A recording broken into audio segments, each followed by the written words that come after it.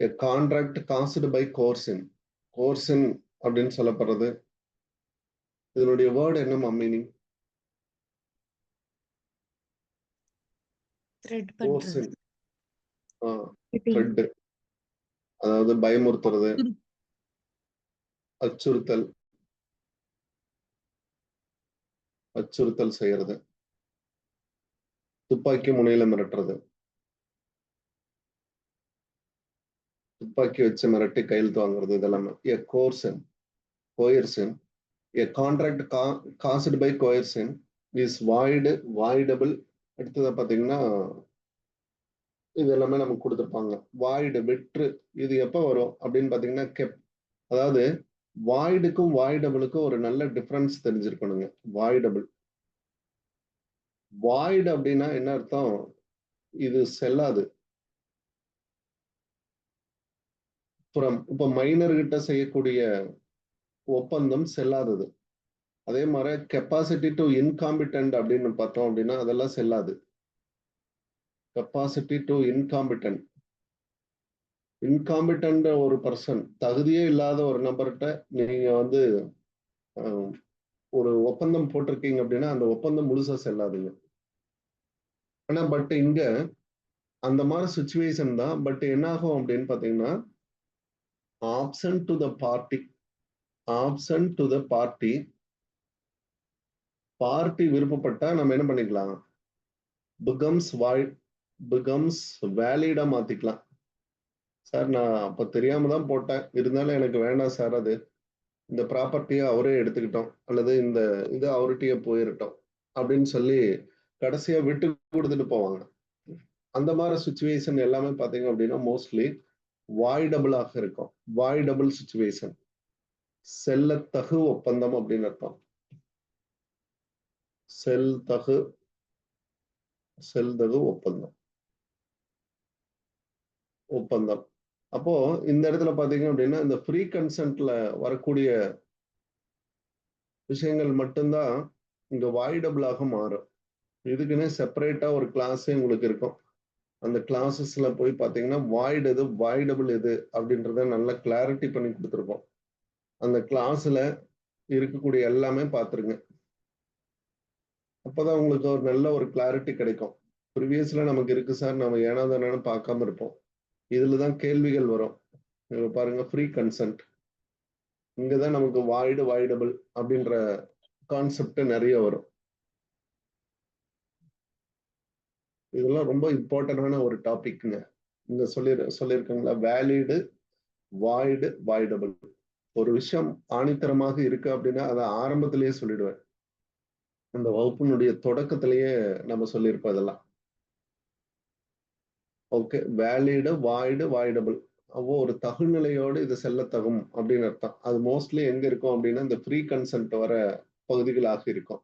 அப்போ ஃப்ரீ கன்சென்ட்ல பாத்தீங்கன்னா coercion, undue influence, fraud, misrepresentation, அடுத்துதான் மிஸ்டேக். சார் இந்த பகுதி ரொம்ப ரொம்ப முக்கியம். இந்தியன் கான்ட்ராக்ட் ஆக்ட்ல கம்பல்சரி படிக்க வேண்டிய ஒரு பகுதி அப்படின்னா ஃப்ரீ கன்சென்ட்.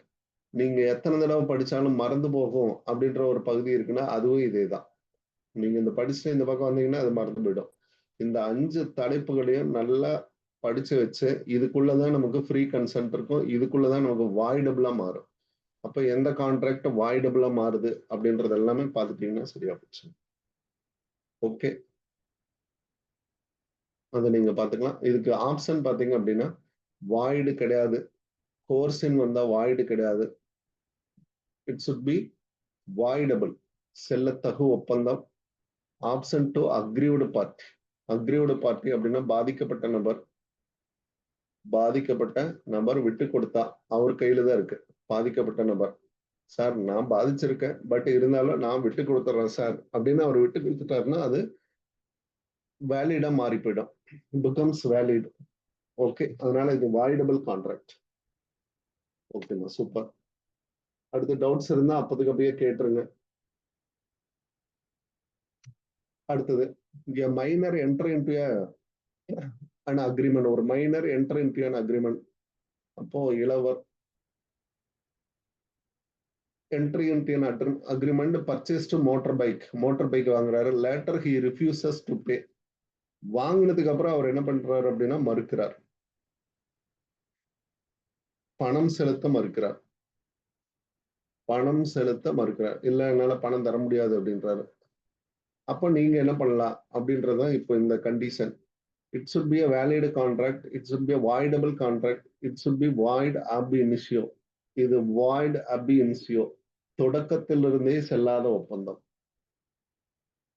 தொடக்கத்திலிருந்தே செல்லாத ஒப்பந்தம், புரியுதாங்க? void. அப்போ ஃப்ரம் பிகினிங்ல இருந்தே அது செல்லாது, அது தொடர்புடைய எந்த ஒரு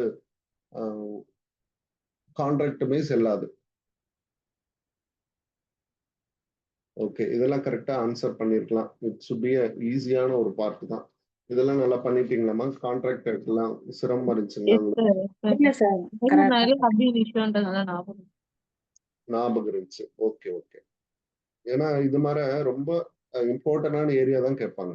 நம்ம இதெல்லாம் படிச்சிருப்போம் சார், ஏன்னா தானேன்னு படிச்சிருப்போம். அதனால நீங்க உங்களோட வீடியோஸ் எல்லாம் ஒரு வாட்டி கேளுங்க. ஸ்டோரி மாதிரிதான் இருக்கும். லா பேப்பர்லாம் அழகா சொல்லி கொடுத்துருப்பாங்க. இதெல்லாம் being practised, many time practised in MBA classes. எம்பிஏல எல்லாம் பாத்தீங்கன்னா இது ஒரு ஃபுல் ஃபிளட்ஜ்டு சப்ஜெக்ட்டுங்க. லீகல் ஆஸ்பெக்ட்ஸ் இன் பிஸ்னஸ் அப்படின்ட்டு அதுல எல்லாம் நிறைய லா ஆப்ஷன்ஸை எக்ஸாம்பிள் காட்டி காட்டி அழகா நடத்தியிருப்பாங்க. நீங்க அதுக்கெல்லாம் இம்பார்ட்டன்ஸ் கொடுத்து நீங்க படிக்கணுங்க. நல்லா லிசன் பண்ணுங்க, நிறைய போட்டு லிசன் பண்ணுங்க. இப்பெல்லாம் டிஜிட்டல் யுகம் தான், வீடியோஸ் நிறைய கேட்டா கூட நல்ல ரிசல்ட் கொடுக்கலாங்க. படிக்கணுன்ற அவசியமே இல்லைங்க, உங்களுக்கு கையில எடுத்து கொடுத்துருக்கோம். நீங்க அதை தான் நல்லா ஃபோக்கஸ்டா பண்ணணும். அந்த டாபிக்னா அந்த டாபிக் நல்ல கிளாரிட்டி இருக்கணும். இந்த 5 டாபிக் இதுக்குள்ளதான் நமக்கு வாய்டபிள் வரும், இதுலதான் வாய்டு வரும் அப்படின்னு தெரிஞ்சுக்கிட்டீங்கன்னா போதுங்க, அவ்வளவுதான். அதுல மோஸ்ட்லி அந்த கீவேர்டு தான் அடிக்கடி கேட்டுட்டே இருப்பாங்க.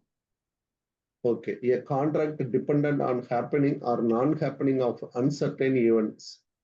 அதாவது நடக்க இயலாத ஒரு நிகழ்ச்சியை இருந்துச்சுன்னா இது டெஃபினிஷன் தான். இதுக்கு ஆன்சர்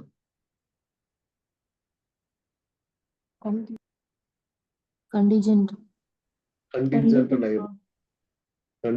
கான்ட்ராக்ட், வேஜர், கண்டிஞ்சன்ட் இது எல்லாமே அதுல வரும். வேஜர் அப்படின்றது ஒரு வகையான பெட்டிங் இல்லையா, பெட்டிங் அக்ரிமெண்ட். இது வந்து பெட்டிங் அக்ரிமெண்ட், பந்தயம் கட்டுறது, இது எல்லாமே இதுலதான் வரும். எக்ஸ்பிரஸ் கான்ட்ராக்ட் அப்படின்னா வெளிப்படுத்துறது. இப்ப ரிட்டன் ஃபார்ம், ஓரல் ஃபார்ம் இதெல்லாம் வெளிப்படையாக நம்ம வெளிப்படுத்தணும் அப்படின்னா எக்ஸ்பிரஸ் கான்ட்ராக்ட். குவாசி கான்ட்ராக்ட் அப்படின்னா பாதி, அப்போ அரைகுறையா இருக்கிறது அப்படின்னு நம்ம சொல்லுவோம். இதெல்லாமே separate topic is given. One by ஒன்னா நீங்க லெசன் பண்ணிருங்க, அதுதான் உங்களுக்கு ஈஸி. குவாசி கான்ட்ராக்ட் மீன்ஸ் பாருங்க, குவாசி அப்படின்னாவே என்ன நமக்கு வரணும், நாட் ஏ கான்ட்ராக்ட். இது பார்த்தோம் அப்படின்னா not a contract but legal application imposed law prevent the unjust enrichment. Quasi contract அப்படின்னு if it is where contract there is no agreement between the parties. ரெண்டு பேருக்குள்ள எந்த ஒரு அக்ரிமெண்ட்டும் இருக்காது. கன்ஸ்ட்ரக்டிவ் கான்ட்ராக்ட் அப்படின்னு சொல்லுவாங்க. கன்ஸ்ட்ரக்டிவ் கான்ட்ராக்ட் அரைகுறையா இருக்கும், பார்க்கறதுக்கு இருக்கும், இல்லாத மாதிரி இருக்கும். கீ கான்ட்ராக்ட்ஸ், கீ கேரக்டரிஸ்டிக்ஸ் படிச்சீங்கன்னா போதும். இது மியூச்சுவல் கன்சென்டினுடைய அடிப்படையில் இருக்காது. Valid contract all essential is absent. Valid கான்ட்ராக்டினுடைய எல்லா எசென்சியலும் ஆப்சென்ட் ஆயிருக்கும், இல்லாம இருக்கும். சட்டத்தால இம்போஸ்டு பை லா கட்டுப்படுத்தப்படும். Duty common sent to pay, அதாவது தவறு இழைக்கக்கூடிய பட்சத்துல எல்லாமே நீங்க திருப்பி செலுத்த வேண்டியதா இருக்கும். ப்ரிவென்ட் அன்ஜஸ்ட் என்ரிச்மெண்ட், ஒரு தடுப்பு நடவடிக்கை மாடலுங்க. இதுக்கான எக்ஸாம்பிள் எல்லாம் கொடுத்திருப்போம். ஏ சம் மணி டு பிக்கு கொடுக்குறாரு, ஏ பணத்தை வந்து பிக்கு கொடுக்குறாரு. It is really due to C, இது really due to C, B refund the money to A. அதாவது நமக்கே தெரியும் இதுல இருந்து அது கொடுத்துரும், அவர்கிட்ட கொடுக்கணும் அப்படின்றது. பட் இந்த சிங்கிற ஒருத்தரை நடுவில் வச்சுக்கிட்டு கொடுக்கறது. அடுத்த பாத்தீங்கன்னா a fruit parcel is deliver under mistake, ஆறுகிட்ட கொண்டே கொடுத்துட்றாரு இல்லையா. அது இதுக்கு இன்னொரு இதுவும் பாத்தீங்க அப்படின்னா வேற ஒரு ஹவுஸ்ல வந்து மிஸ்டேக்கை கொடுத்துறது, தவறுதலாக இந்த பிளாட்ல இருந்து அந்த பிளாட்டுக்கு பீஸா டெலிவரி பண்றது, இது எல்லாமே இந்த மாடல் தான். அப்போ நீங்க எடுத்துட்டீங்க அப்படின்னா அதுக்கான பேமெண்ட்டை நீங்க தான் கொடுக்கணும். அப்போ நோ அக்ரிமெண்ட் இல்லைன்னா கூட it is a true owner, நீங்களே ஆயிட்டீங்க. அதை பயன்படுத்திட்டீங்க அப்படின்னா அதுக்குண்டான பணத்தை நீங்க தான் கொடுக்கணும். இதெல்லாம் குவாசி கான்ட்ராக்ட்ல வரும். ஓகே, எல்லாமே பார்த்துருக்கீங்க, நல்லா பாருங்க. இந்த வேஜரிங் கான்ட்ராக்ட், இதுல ஒரு கொஸ்டின் நமக்கு கேட்டுட்டே இருப்பாங்க. கண்டிஞ்சன்ட் கான்ட்ராக்ட், வேஜரிங், இதுல எல்லாம் ஒரு கொஸ்டின் நமக்கு கேட்டுட்டே இருப்பாங்க. கண்டிஞ்சன்ட் கான்ட்ராக்ட் அப்படின்னா agreement to do not to do something, uncertain event. Sir அந்த செயல் நடக்கலாம், நடக்காம இருக்கலாம். அன்சர்டைன் ஈவெண்டாக இருக்கும். இது கிளாஸிஃபை பண்ணி கொடுத்துருப்போம். வேஜரிங்க்கு இதுக்கு என்ன டிஃப்ரெண்ட் அப்படின்னு கொடுத்துருப்போம். வேஜரிங் அப்படின்றது வாய்டுங்க, but until becomes void. Enforce பண்ணாத வரைக்கும் இது வாய்டு தான். It becomes void. அப்போ அந்த ஈவெண்ட் வந்து கொலாட்ரலாக இருக்கும். இங்க பாத்தீங்க அப்படின்னா டிட்டர்மைனிங் அக்ரிமெண்ட் ஃபியூச்சர் ஈவெண்டாக இருக்கும். ஒரு துணை காரணியாக தான் இருக்கும். இந்த ரெண்டுக்கும் டிஃபரெண்ட் பார்த்து படிங்க. Okay. A contract depends on, அப்போ இந்த இடத்துல ஆப்ஷன் வந்து contingent contract. Super. A specific performance rescission and injection are example of specific performance எல்லாம் கேட்டிருக்காங்க. இதுக்கு வந்து ஸ்பெசிபிக் ரிலீஃப் வரணும். ஸ்பெசிபிக் அப்படின்னு நீங்க வார்த்தை பெர்ஃபார்மன்ஸ்ல இருந்தா இன்ஜெக்ஷன் கொடுக்குறீங்க அப்படின்னா ஸ்பெசிபிக் ரிலீஃப் இருக்கணும். இப்படிதான் சில விஷயங்களை கண்டுபிடிக்கிறது. இது என்ன அப்படின்னா பர்ஃபார்மன்ஸ் ஆஃப் ஏ கான்ட்ராக்ட் அப்படின்ற டாபிக்கின் கீழே வரும். இது உள்ள போய் இன்டெப்தா எடுத்திருக்காங்க. Performance of a contract, discharge, breach, இதுக்குள்ளேயே தான் பர்ஃபார்மன்ஸ் இருக்கும். கண்டிஞ்சன்ட் கான்ட்ராக்டுக்குள்ளேயே நம்ம நடத்தியிருக்கோம். Partial performance, substantial performance, types of performance காட்டியிருக்கோம். ஒன்று ஆக்சுவல் பர்ஃபார்மன்ஸ், ரெண்டாவது substantial, partial, attempted performance, tender அப்படின்னு சொல்லுவோம் இல்லைங்களா, அதெல்லாமே வரும். இதுல ஸ்பெசிபிக் பர்ஃபார்மன்ஸ்.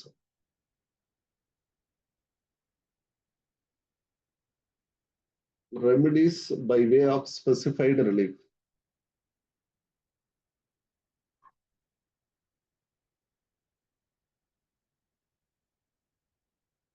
ஓகே, ஸ்பெஷலா தான் கேட்டிருக்காங்க.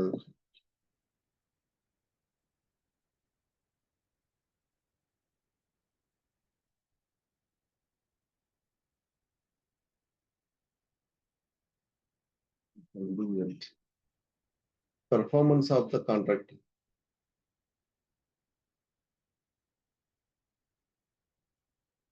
எல்லாமே, அதாவது நிறைவேற்றம் செய்யறதுக்கு சரியான காலம், இடம் இதெல்லாம் தேர்வு செஞ்சுதான் நீங்க முறைப்படி இன்டிமேட் பண்ணி தான் அவர்கிட்ட உடனே பொருள்கள் எல்லாம் ஒப்படைப்பீங்க. கான்ட்ராக்டா ஆப்ளிகேஷன் நிறைவு செய்யறீங்க அப்படின்னு அர்த்தம். அந்த நிறைவு செய்யறீங்கிறது தான் பர்ஃபார்மன்ஸ். பட் இந்த இடத்துல பாத்தீங்க அப்படின்னா நமக்கு remedies by specific contract, specific performance இருந்தா ரெசிஷன், இன்ஜெக்ஷன் ஏதாவது கொடுக்கணும். இது நடுவுலயே இருக்கும். வேணும் சார், ரெசிஷன் இன்ஜெக்ஷன்ங்கிற வார்த்தையை கண்டிப்பா இருக்குங்க.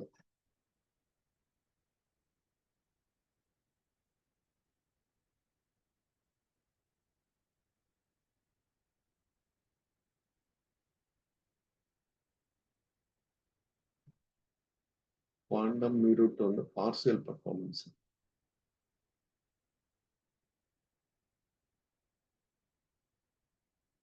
இதுல கீ பர்ஃபார்மன்ஸ் மட்டும் தான் வந்திருக்குங்க. 3 பர்ஃபார்மன்ஸ் மட்டும் தான் நம்ம ஸ்பெசிஃபை பண்ணியிருக்கோம்.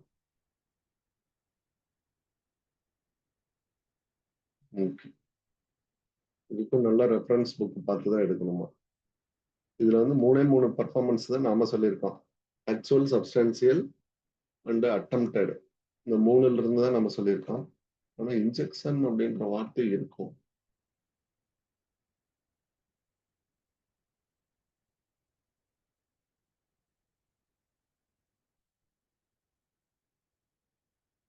ஓகே, இதுக்கும் ஒரு ஸ்பெஷல் இம்பார்ட்டன்ஸ் கொடுத்துடலாமா.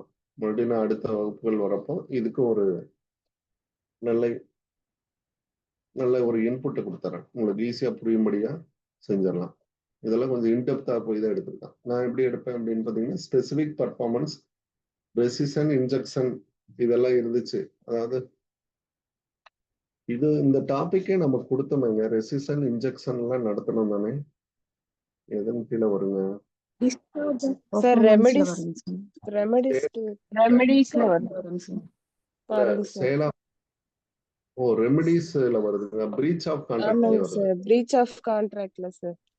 ஓகே. அதாம்மா இந்த வார்த்தை எல்லாமே நடத்தின இது உண்டு. திருப்பி சொன்னீங்க சார் நீங்க அதெல்லாம். ஆமா. Suit for specific performance. பிரீச்ல வருதுங்க இந்த டாபிக். சாரி, நாம பர்ஃபார்மன்ஸ்ல பார்த்துட்டோம். ஏன்னா ரெமெடிஸ் வந்தாவே பிரீச் இல்லைங்களா? இது வந்து பிரீச்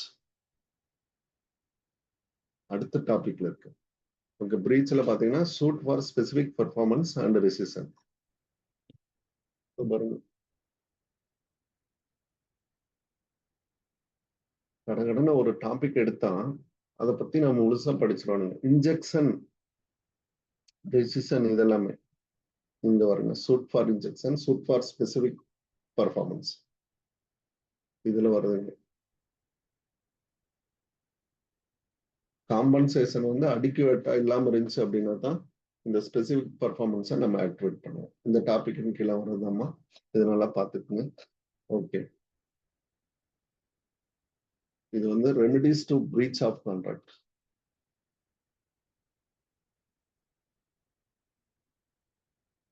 இதெல்லாம் சில இதுல டிகிரியில படிச்சிருக்க கூட மாட்டீங்க. ஏன்னா பிஜி வந்து கரஸ்பாண்டன்ஸ் இதுல இருக்கிறவங்க இது படிச்சிருக்க மாட்டீங்க. அதனால கொஞ்சம் நல்லா இம்பார்ட்டன்ஸ் எடுத்து படிங்க. சிலபஸ் எல்லாருக்குமே புதுசாதாம்மா. அதனால எல்லாருமே நல்லா ப்ராக்டிஸ் பண்ணோம் அப்படின்னா ஜெயிச்சிடலாங்க.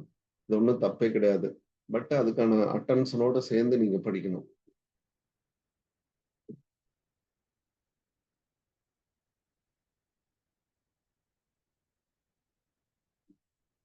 Okay, 30th question. Under the Sale of Goods Act, if a buyer select goods with the seller's assistance and relies on sellerோட skill implied condition. அதாவது அவருடைய ஸ்கில்ல அவர் என்ன செய்யறாரு அப்படின்னா, சில விஷயங்கள் வந்து கண்டிஷன் கீழே, இம்ப்ளைடு கண்டிஷன் கீழே கொண்டு வர்றாரு. இது பாத்தீங்கன்னா சேல் ஆஃப் குட்ஸ் ஆக்ட்ல கண்டிஷனுடைய வகைகள்ல வருங்க. கண்டிஷனுடைய வகைகள் இது வந்து குவாலிட்டி, ஃபிட்னஸ் ஆஸ்பெக்ட்ஸ்ல இருக்கும். If buyer select the goods with the seller assistance, இல்லையா, சேல் ஆஃப் குட்ஸ் ஆக்ட் அதுல பாத்தீங்கன்னா கண்டிஷன் அண்ட் வாரண்டிஸ்,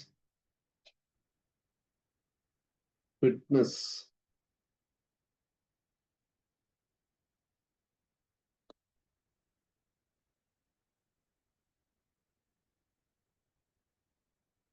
பாருங்க செல்லரோட பாருங்க ரிலைஸ் ஆன் இந்த டாபிக்ல இந்த இடத்துல கொஸ்டின் எடுத்திருக்காங்க பாருங்க. கண்டிஷன், ஃபிட்னஸ் அப்படின்ற வார்த்தை எந்த இடத்துல வருது அப்படின்னு பாத்தீங்கன்னா, seller relies on skill and judgment. இவரோட வெளிப்படுத்தக்கூடிய நோக்கம் சிலதெல்லாம் சொல்லாம கூட விட்டுருப்பாரு. அப்போ கண்டிஷன்ல குறிப்பிட்டு அதை பத்தி நம்மள்ட்ட எக்ஸ்பிளைன் பண்ணாம கூட இருப்பாரு. மறுபடியும் அந்த கண்டிஷன் ஸ்டேட்மெண்ட் எடுத்து படிச்சாதான் நமக்கு தெரியும். அப்போ இதெல்லாம் அவருடைய பார்ட்டு தான். அப்போ இது எந்த கண்டிஷனுடைய வகைகள்ல வருதுமா. இதெல்லாம் தமிழ்லயும் நல்லா இருக்கும். இம்ப்ளைடு கண்டிஷன்ஸ், உட்கிடை நிபந்தனைகள் அப்படின்னு நம்ம சொல்லியிருப்போம். அந்த உட்கிடை நிபந்தனைகள்ல 4th பாயிண்ட்ல, சாரி 5th பாயிண்ட்ல இந்த இடத்துல நமக்கு இந்த கொஸ்டின் வந்து கேட்கப்பட்டிருக்கும். தமிழ்லயும் புக்ஸ் நல்லா இருக்குங்க. Condition is quality and fitness answer.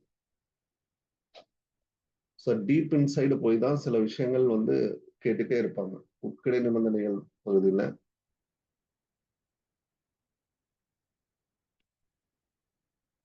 இதெல்லாம் கேட்டுட்டே இருப்பாங்க.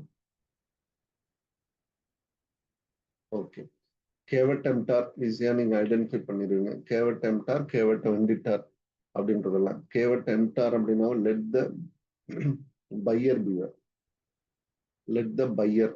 கேவட் எம்டார் அப்படின்னு வந்தாவே பையர் வரணும். வாங்குவோரே விழுத்தது, வாங்குவோரே விழித்திரு. ஓகே, இதுதான். அதை தாண்டி வேற எதுவும் போகலாம். ரைட்ஸ் ஆஃப் அன்பெய்டு செல்லர், விளைபெறா வணிகர். விளைபெறா வணிகர் அவருடைய உரிமை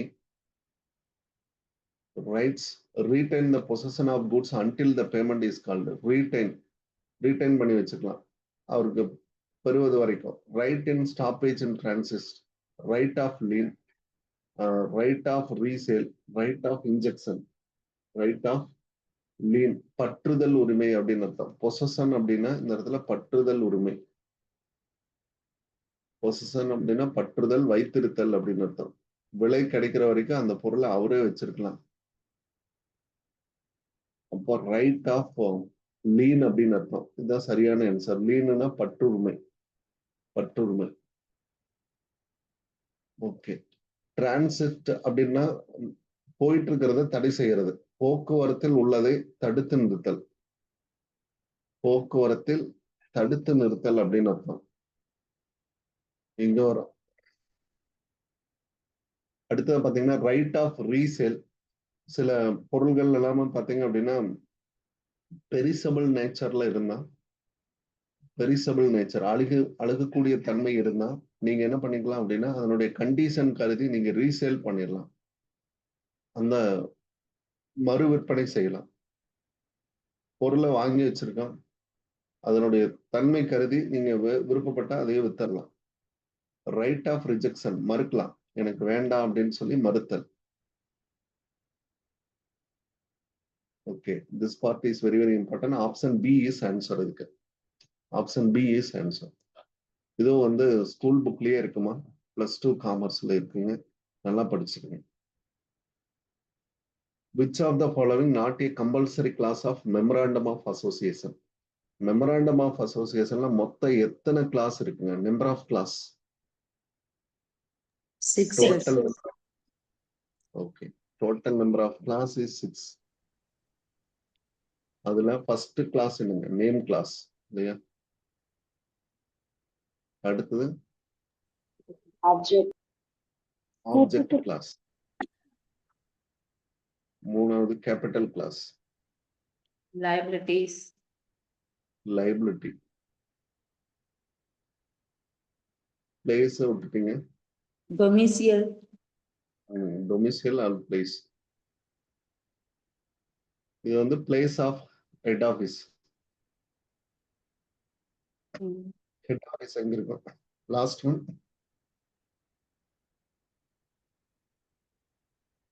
ஒன் என்னவாக இருக்கும்?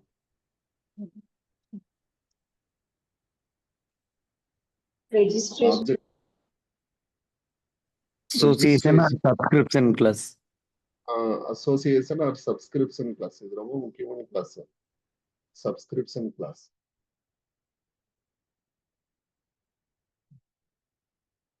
ஓகே, நேம் கிளாஸ் வரும். நாட்னு கேட்டிருக்காங்க. கம்பல்சரி கிளாஸ்ல இல்லாதது அப்படின்னு சொல்லி கேட்டிருக்காங்க. இப்போ எது வந்து எம்ஓஏவில் இல்லாத ஒரு கிளாஸ்? டிவிடெண்ட் கிளாஸ்ன்னு ஒண்ணு கிடையாது இல்லையா? டிவிடெண்ட் கிளாஸ் அப்படின்னு ஒண்ணு கிடையாது. இப்போ 6 கிளாஸஸ் இருக்கும். 6 கிளாஸ்னா சரத்துகள். இந்த 6 சரத்துகள்ல டிவிடெண்ட் சரத்து அப்படின்றது கிடையாது. Arrange the correct sequence of formation of company. Sir எங்கெல்லாம் சீக்வன்ஸ் வந்திருக்கோம், நல்லா படிச்சுங்க, நல்லா படிச்சுங்க, நல்லா படிச்சுங்க. இதுலதான் நமக்கு கேள்வி இருக்கும். ஈஸியா போடக்கூடிய கொஸ்டின். நம்ம சரியான 2 இணை வந்து ஒரே மாதிரி வரும். அதனால பாத்தீங்க அப்படின்னா அதுல கன்ஃபியூஸ் ஆகி தவறான இணையை தேர்ந்தெடுப்பதற்கு ஒரு வாய்ப்பாக இருக்கும். இப்படி இல்லாம இருக்கணும்னா நீங்க சீக்வன்ஸை நல்லா படிச்சுக்கணும். சீக்வன்ஸ் கொஸ்டின் இது மாதிரி இப்போ நம்ம 2 கொஸ்டின் பார்த்துருக்கோம். Incorporation, promotion, commencement of business. Promotion, incorporation, commencement of business. Commencement of business, incorporation. முதல்ல வந்து ப்ரமோஷன் தான். ஐடென்டிஃபைங் த பீப்புள் இல்லையா? பீப்புள் ஐடென்டிஃபை பண்ணி அவங்கள்ட்ட இருந்து தான் ப்ரமோட்டர், இடம், பிளேஸ், எங்க ரிஜிஸ்டர் பண்ணலாம், அந்த ப்ரிலிமினரி ஒர்க் எல்லாம் அவர் தான் செய்வாரு. இதுதான் ப்ரமோஷன் ஆக்டிவிட்டி. இன்கார்பரேஷன், கூற்றுவாக்கம் செய்தல், கூற்றுவாக்கம் செய்து. அதுக்கப்புறம் தான் கமென்ஸ்மெண்ட் ஆஃப் பிசினஸ் நடக்கும். Option B is right answer. தொழில் தொடக்க சான்று இதுக்கு பிறகுதான் வரும். இதெல்லாம் ஈஸியான கொஸ்டின், நீங்க கரெக்டா போட்டிருப்பீங்க. Okay, capital which which is mentioned in the memorandum of association is memorandum of associationல ஒரு கேபிட்டல்ல வந்து சொல்லப்பட்டிருந்தால் மென்ஷன்டு சொல்லப்பட்டால் Authorized. ஆமா ஆத்தரைஸ்டு கேபிட்டல் ஆத்தரைஸ்டு கேபிட்டலுடைய இன்னொரு பேரு registered capital registered Nominal capital Nominal. Nominal capitals. nominal capital okay இது எல்லாத்துக்கும் ஒரு வரிசை கொடுத்திருப்போம் ஃபர்ஸ்ட் ரிஜிஸ்டர்டு கேபிட்டல் இது எல்லாமே ஒரு சார்ட் மாதிரி ப்ரெசன்டேஷன் அடிக்கடி பண்ணியிருப்போம் அது எல்லாமே நல்லா பார்த்து வச்சுக்கோங்க இப்போ ரீசெண்டா 2025 பிஜி அதுலயும் கூட இதை பத்தி எல்லாம் கிளாரிட்டி கொடுத்துருக்கோம் ஸ்கூல் புக் நடத்துறப்போ கிளாரிட்டி கொடுத்துருக்கோம் அது எல்லாமே நல்லா பார்த்துருக்கேன் எது ஃபர்ஸ்ட் எது ரெண்டாவது வரும் அப்படின்னு ஒரு சார்ட் மாதிரியே போட்டு வச்சுக்கோங்க அதெல்லாம் ஒரு இடத்துல ஸ்லிப்பா எடுத்து வச்சுக்கிட்டு அதை வந்து திரும்ப திரும்ப இதெல்லாம் கீ ஏரியாஸ் எப்படி வந்து கான்ட்ராக்ட்ல ஃப்ரீ கன்சென்ட்ல கீ ஏரியாஸோ அதே மாதிரி இதுல இந்த கேபிட்டல் கிளாசிபிகேஷன் பண்றதெல்லாம் கீ ஏரியா இதெல்லாம் நல்லா பார்த்துருக்கணும் okay extraordinary general meeting EGM EGM அப்படின்ற ஒன்று கால் பண்றோம் அப்படின்னா டைம் அதாவது இன்பிட்வீன்ல இந்த அஜெண்டாவை அடுத்த ஒரு மீட்டிங்க்கு எடுத்துட்டு போக முடியாது அப்படின்றப்ப தான் எக்ஸ்ட்ராடினரி மீட்டிங்கை நம்ம கண்டக்ட் பண்ணுவோம் only called by the extraordinary meeting called by only board of directors மட்டும் கால் பண்ணலாமா only shareholder 10% voting power இருக்கிறவங்க கால் பண்ணலாமா tribunal or board of director or request அதாவது கேட்பு யார் வேணாலும் இருக்கலாம் தீர்ப்பாயமே கண்டக்ட் பண்ண சொல்லியிருக்கலாம் அல்லது போர்ட் ஆஃப் டைரக்டர்ஸ் இயக்குனர் அவை இவங்க சேர்ந்து முடிவு செஞ்சிருக்கலாம் அவசர கூட்டம் தான் இது ஒரு வகையில பாத்தீங்க அப்படின்னா அசாதாரண கூட்டம் அசாதாரண ஜெனரல் மீட்டிங் அடுத்த இது கொண்டு போனா கூட நம்ம நிறைய இழந்துருவோம் சார் இது வேற வழியே இல்லை உடனே நம்ம கூட்டி ஆகணும் அப்படின்னா ஷேர் ஹோல்டர்ஸ் கூப்பிட்டு நடத்தலாம் ரிக்வெஸ்ட் மிஸ் அப்படின்னா கேட்டுக்கொண்டதனுடைய அடிப்படையில் கேட்பதன் அடிப்படையில் அவசர மீட்டிங்கை நீங்க நடத்தலாம் அதுக்கு வந்து ஆப்ஷன் சி தான் கரெக்ட் எல்லாருமே செக்ரட்டரிக்கு has no power to conduct the மீட்டிங்ல அவர் வந்து நடத்த முடியாது but he should be participated அவர் பார்ட்டிசிபேட் பண்ணி அதனுடைய மீட்டிங்களுடைய அஜெண்டாவெல்லாம் எழுதிப்பாரு ஹெட் யாரு அப்படின்னா போர்ட் ஆஃப் டைரக்டர்ஸ் தான் ஹெட்டா இருக்கும் அதுல தலைமை பதிவை யாரு மேனேஜிங் டைரக்டர் தான் அந்த ஏஜிஎம் நடத்தணும் இஜிஎம்மும் அவர் தான் நடத்தணும் ஓகே காட் இட் இதெல்லாம் நம்ம ஜென்ரலா படிச்சிருக்க வேண்டியது ஸ்கூல் புக்ல அழகா கொடுத்துருக்காங்க இதெல்லாம் நல்லா பார்த்துக்கோங்க இது ஆண்டர்பிரனருடைய topic EDP and international trade the entrepreneur who introduce the new goods new method new அப்படின்னு வந்தாவே இன்னோவேட்டிவ் ட்ரான் அப்படின்றவங்க இமிடியேட் ஃபேபியன் இதுக்குள்ள ஒரு கொஸ்டின் எப்போதுமே லையா இருக்கும் கண்டிப்பா இருக்கும்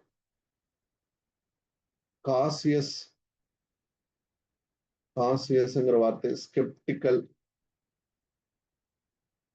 இந்த வார்த்தையெல்லாம் பார்த்துக்கோங்க இதெல்லாம் ஃபேபியனை குறிப்பிடும் தயக்கம் காட்டுவாரு இல்லையா ட்ரோன் அப்படின்னா Refuse to adopt. இந்த வார்த்தை பார்த்துக்கோங்க ரிஃப்யூஸ் டு அடாப்ட் ஏற்க மறுப்பவர்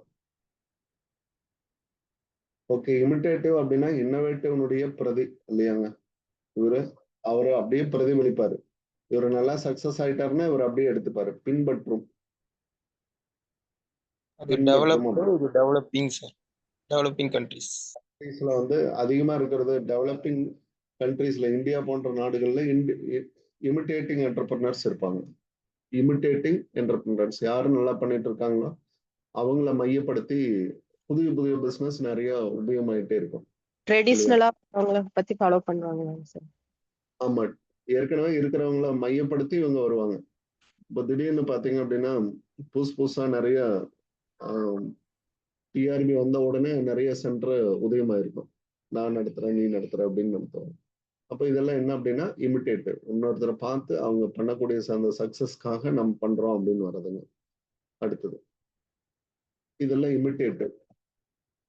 எல்லா பிசினஸ்லயும் இது இருக்குங்க. வளர்ந்த நாடுகள்ல, டெவலப்டு கண்ட்ரீஸ்ல மோஸ்ட்லி இன்னோவேட்டிவ் ஆண்டர்பிரினர்ஸ் இருப்பாங்க வளர்ந்த நாடுகளில். Okay, Iruttukadai halwa is the best example of எதை சொல்லுவீங்க?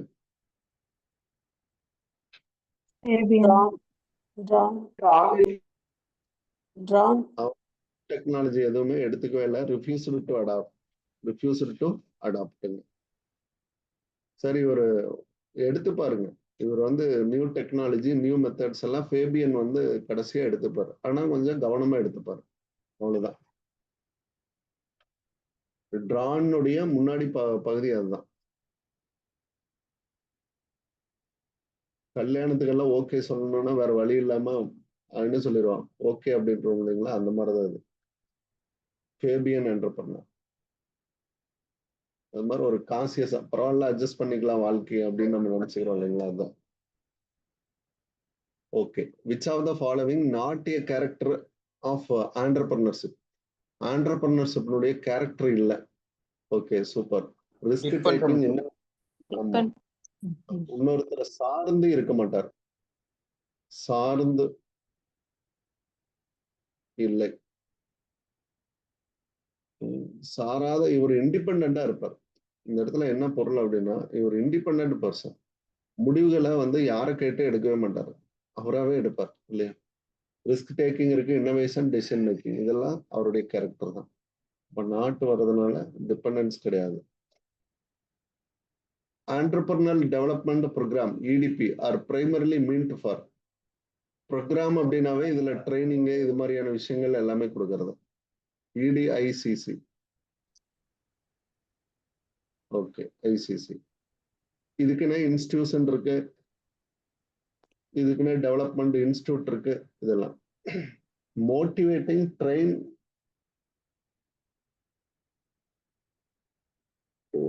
என்டர்பிரினர்ஸ் இல்லையா. ப்ரோக்ராம் வந்தாவே நமக்கு எதை பத்தி தான் வரும், ட்ரைனிங் தான் வரும்.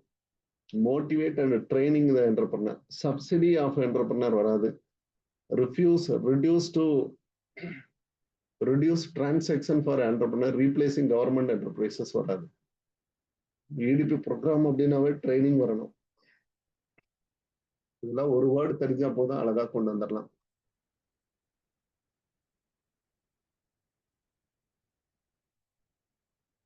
சிட்பி, சூப்பரான கொஸ்டின்ஸ் இதெல்லாம். SIDBI mainly financing. இதுல ஐடிபிஐனுடைய பகுதி தான் சின்னது இல்லையா. ஐடிபிஐ லார்ஜ் ஸ்கேல் இண்டஸ்ட்ரீஸ்க்கு பொருந்தும். சிட்பிங்கிறது இவங்களுடைய மோட்டிவேஷன் பாத்தீங்க அப்படின்னா ஸ்மால் ஸ்கேல் இண்டஸ்ட்ரீஸ்க்காக உருவாக்கப்பட்ட நிறுவனம். Small scale finance, small scale இண்டஸ்ட்ரியினுடைய ஃபைனான்ஸ். இண்டஸ்ட்ரிக்கு ஃபைனான்ஸ் பண்றதுக்காக உருவாக்கப்பட்ட நிறுவனம் தான் சிட்பி. அதுலயே ஐடிபிஐங்கிற வார்த்தை இருக்கும். ஐடிபிஐ அப்படின்னு வந்தா இந்த ஆன்சர் கரெக்ட். லார்ஜ் இண்டஸ்ட்ரியல் ஹவுசஸ்க்கு அவங்க ஹெல்ப் பண்ணுவாங்க. A option correct.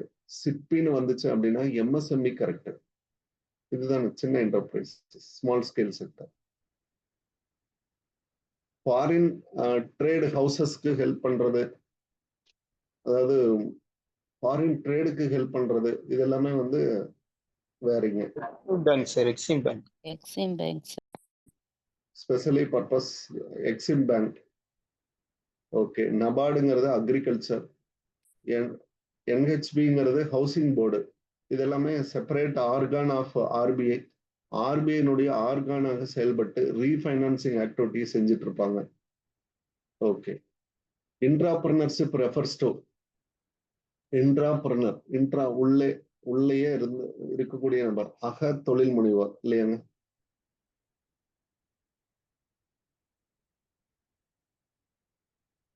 இவரு தான் சார் டிபெண்டன்ட். இவரு தான் டிபெண்டன்ட், கரெக்டா.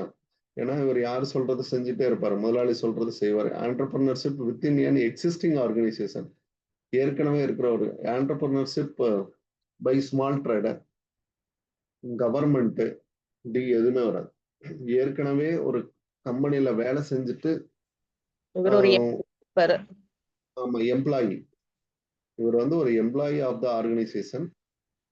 ஒரு ஆர்கனைசேஷனுடைய எம்ப்ளாயி. அவர் என்ன செய்வாரு, வெளியிலயும் ஒரு இது வச்சிருப்பாரு, ஒரு அவருக்கான பிசினஸ் ஆக்டிவிட்டியும் செஞ்சுட்டு இருப்பார். கம்ப்யூட்டர் அசம்பிளிங் செய்யக்கூடியவங்க. அப்போ வீட்லயும் ஒரு குலத்தொழில செஞ்சுட்டு இருக்கிற மாதிரி அது சின்னதா ஒரு பிசினஸ ஆரம்பிச்சு ரன் பண்ணிட்டு இருப்பாங்க. அதே மாதிரியான பிசினஸும் ரன் பண்ணலாம். அப்ப சேம் பிசினஸும் ரன் பண்ணலாம், டிஃப்ரெண்ட் பிசினஸும் ரன் பண்ணலாம். அப்ப ரெண்டுமே பொருந்தும். அப்ப ஆண்டர்பிரனர் வித்தின் என் எக்ஸிஸ்டிங் ஆர்கனைசேஷன், ஏதாவது ஒரு அமைப்புகள்ல ஒரு வேலை செஞ்சுட்டு இருக்கக்கூடிய ஒரு எம்ப்ளாயியாக இருக்கணும். அதுதான் பொருந்தும். 49 ஏ கரெக்டுங்க ஆன்சர். இதெல்லாம் ஆல்மோஸ்ட் கீ ஆன்சர் கரெக்டா இருந்துச்சாமா? இதுல yes sir. Okay, key answer வந்து கரெக்டா பார்த்து பார்த்து பண்ணியிருந்தவங்க. ஏதாவது தவறு இருந்தாலும் சொல்லுங்க, திருத்திக்கலாம்.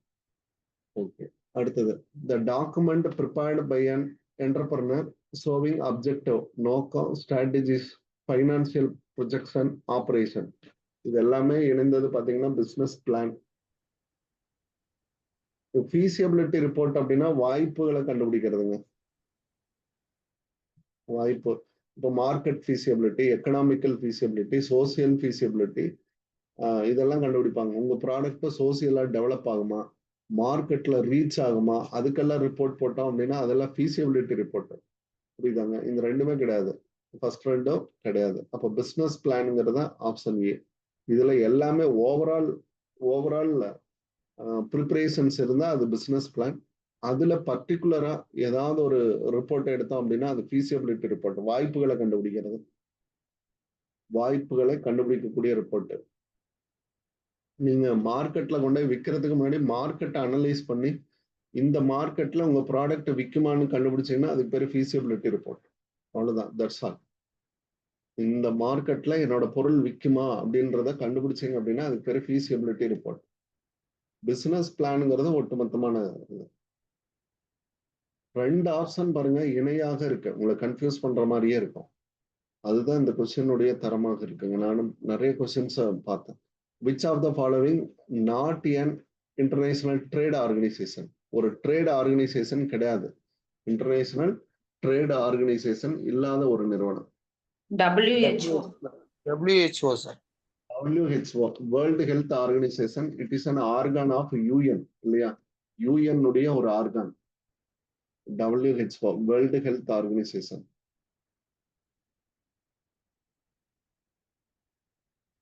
ஆர்கனைசேஷன் இது UN உடைய ஒரு ஆர்கான். ஐநா சபை, ஐநா சபையினுடைய ஒரு பகுதி. இவங்க எல்லாம் செப்பரேட், ஐநாவின் கீழே வரமாட்டாங்க. WTO 1995, IMF எந்த வருஷம் உருவாக்கப்பட்டதுங்க? 1948. 47. December 27. 47 48ங்களா? 7. டேட் அடிப்படையிலங்க, இயர் அடிப்படையில் 48. UNCTAD 1964, sir. ஓகே, இதெல்லாம் இயர். எப்பாவது இந்த ஆர்கனைசேஷன்லாம் வந்துச்சுன்னா அடிக்கடி எழுதி பாருங்க சார். உருவாக்கி இருப்பாங்க, அமைப்பாக உருவாக்குனது IMF 48ல தான் கேம் இன்டு எக்ஸிஸ்டன்ஸ் வரும். சரிங்களா? IMF. Balance of trade refers to difference between balance of trade. ட்ரேடுன்னு வந்தாவே எக்ஸ்போர்ட் இம்போர்ட், எக்ஸ்போர்ட் இம்போர்ட், அதனுடைய டிஃபரன்ஸ் வரணும், வேறுபாடு. இதுல விசிபிள் அப்படின்றதுதான் வரும். விசிபிள் அப்படின்றத நீங்க எடுத்துக்கலாம். கூட்ஸ் ஒன்லி, அதுல எப்படி நம்ம எடுத்துக்கணும்? விசிபிள், விசிபிள்னா கூட்ஸ் ஒன்லி. ஆப்ஷன் எதுவாக இருக்கு, நீங்க கேள்வி படிக்கிறப்பயே இப்படி டிஃபைன் பண்ணிட்டே வரணும். ஆப்ஷனை பார்த்து அதுக்கப்புறம் தான் வந்து நீங்க கேள்வி ஆப்ஷனை வந்து சூஸ் பண்ணணும்னு இருக்கக்கூடாது. நீங்க மைண்ட் படிக்கிறப்பயே இதெல்லாம் ரீட் பண்ணணும். புரியுதாங்க? கீழே ஆன்சரே இல்லை அப்படின்னு நினைச்சுக்கோங்க. ஒரு கோடிட்ட இடம், அதாவது இந்த வேர்டு வந்து ஒரு கோடிட்ட இடம் அப்படின்னு உங்க மைண்டுக்கு வேலை கொடுங்க. படிச்சுட்டே போறப்ப டக்குன்னு யோசிக்காதீங்க. அது யோசிச்சீங்க அப்படின்னா உங்க மைண்டு தவறான இணைய தேர்வு செய்யறதுக்கு வாய்ப்பாக இருக்கும். ஏன்னா 2 ஆன்சர்ல பேலன்ஸ் ஆஃப் ட்ரேடு அப்படின்னு வந்தா, பேலன்ஸ் ஆஃப் பேமெண்ட் அப்படின்னு ஒரு மெத்தடு, பேலன்ஸ் ஆஃப் ட்ரேட் அப்படின்னு ஒரு மெத்தடு. ட்ரேடுன்னு வந்தா எக்ஸ்போர்ட் அண்ட் இம்போர்ட் வரும். இம்போர்ட்ல விசிபிள் ஐட்டத்தை மட்டும் எடுத்தோம் அப்படின்னா ட்ரேடு. அப்போ கூட்ஸ் அண்ட் சர்வீசஸ் வருது, இதுல வந்து இன்விசிபிள் வருது. அடுத்து பாத்தீங்கன்னா receipt and payment of foreign exchange வருது, இது வராது. எஃப்டிஐ இன்ஃப்ளோ அண்ட் அவுட்ஃப்ளோ வருது, இதுவும் வராது. அப்போ கூட்ஸ் ஒன்லிங்கிறது ஆப்ஷன் ஏ இஸ் கரெக்டாமா? Yes sir. Sir. இதுல இன்விசிபிளா எடுத்துக்கூடாது, சர்வீசஸை எடுத்துக்கூடாது. இதெல்லாம் ரொம்ப முக்கியமான கேள்விங்க, தவறில்லாம செய்யணுங்க. ஈஸியான கேள்வி, தவறில்லாம செய்யணும். பிஓடி எல்லாம் நல்லா படிச்சு பார்க்கணும். விசிபிள் ஐட்டம், கரண்ட் அக்கௌண்ட் அப்படின்றதுல என்னென்ன காம்பனன்ட் இருக்குங்க?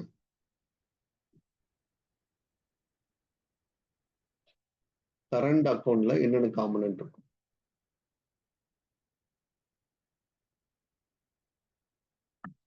என்னென்ன அக்கௌண்ட்ஸ் இருக்குங்க? Import and export of goods and services.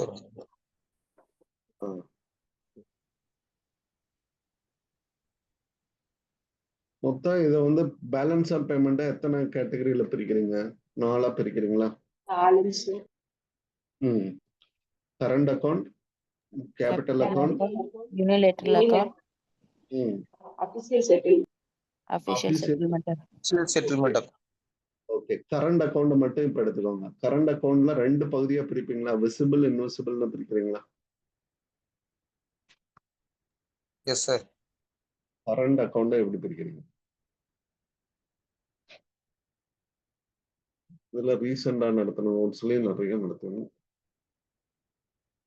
International business,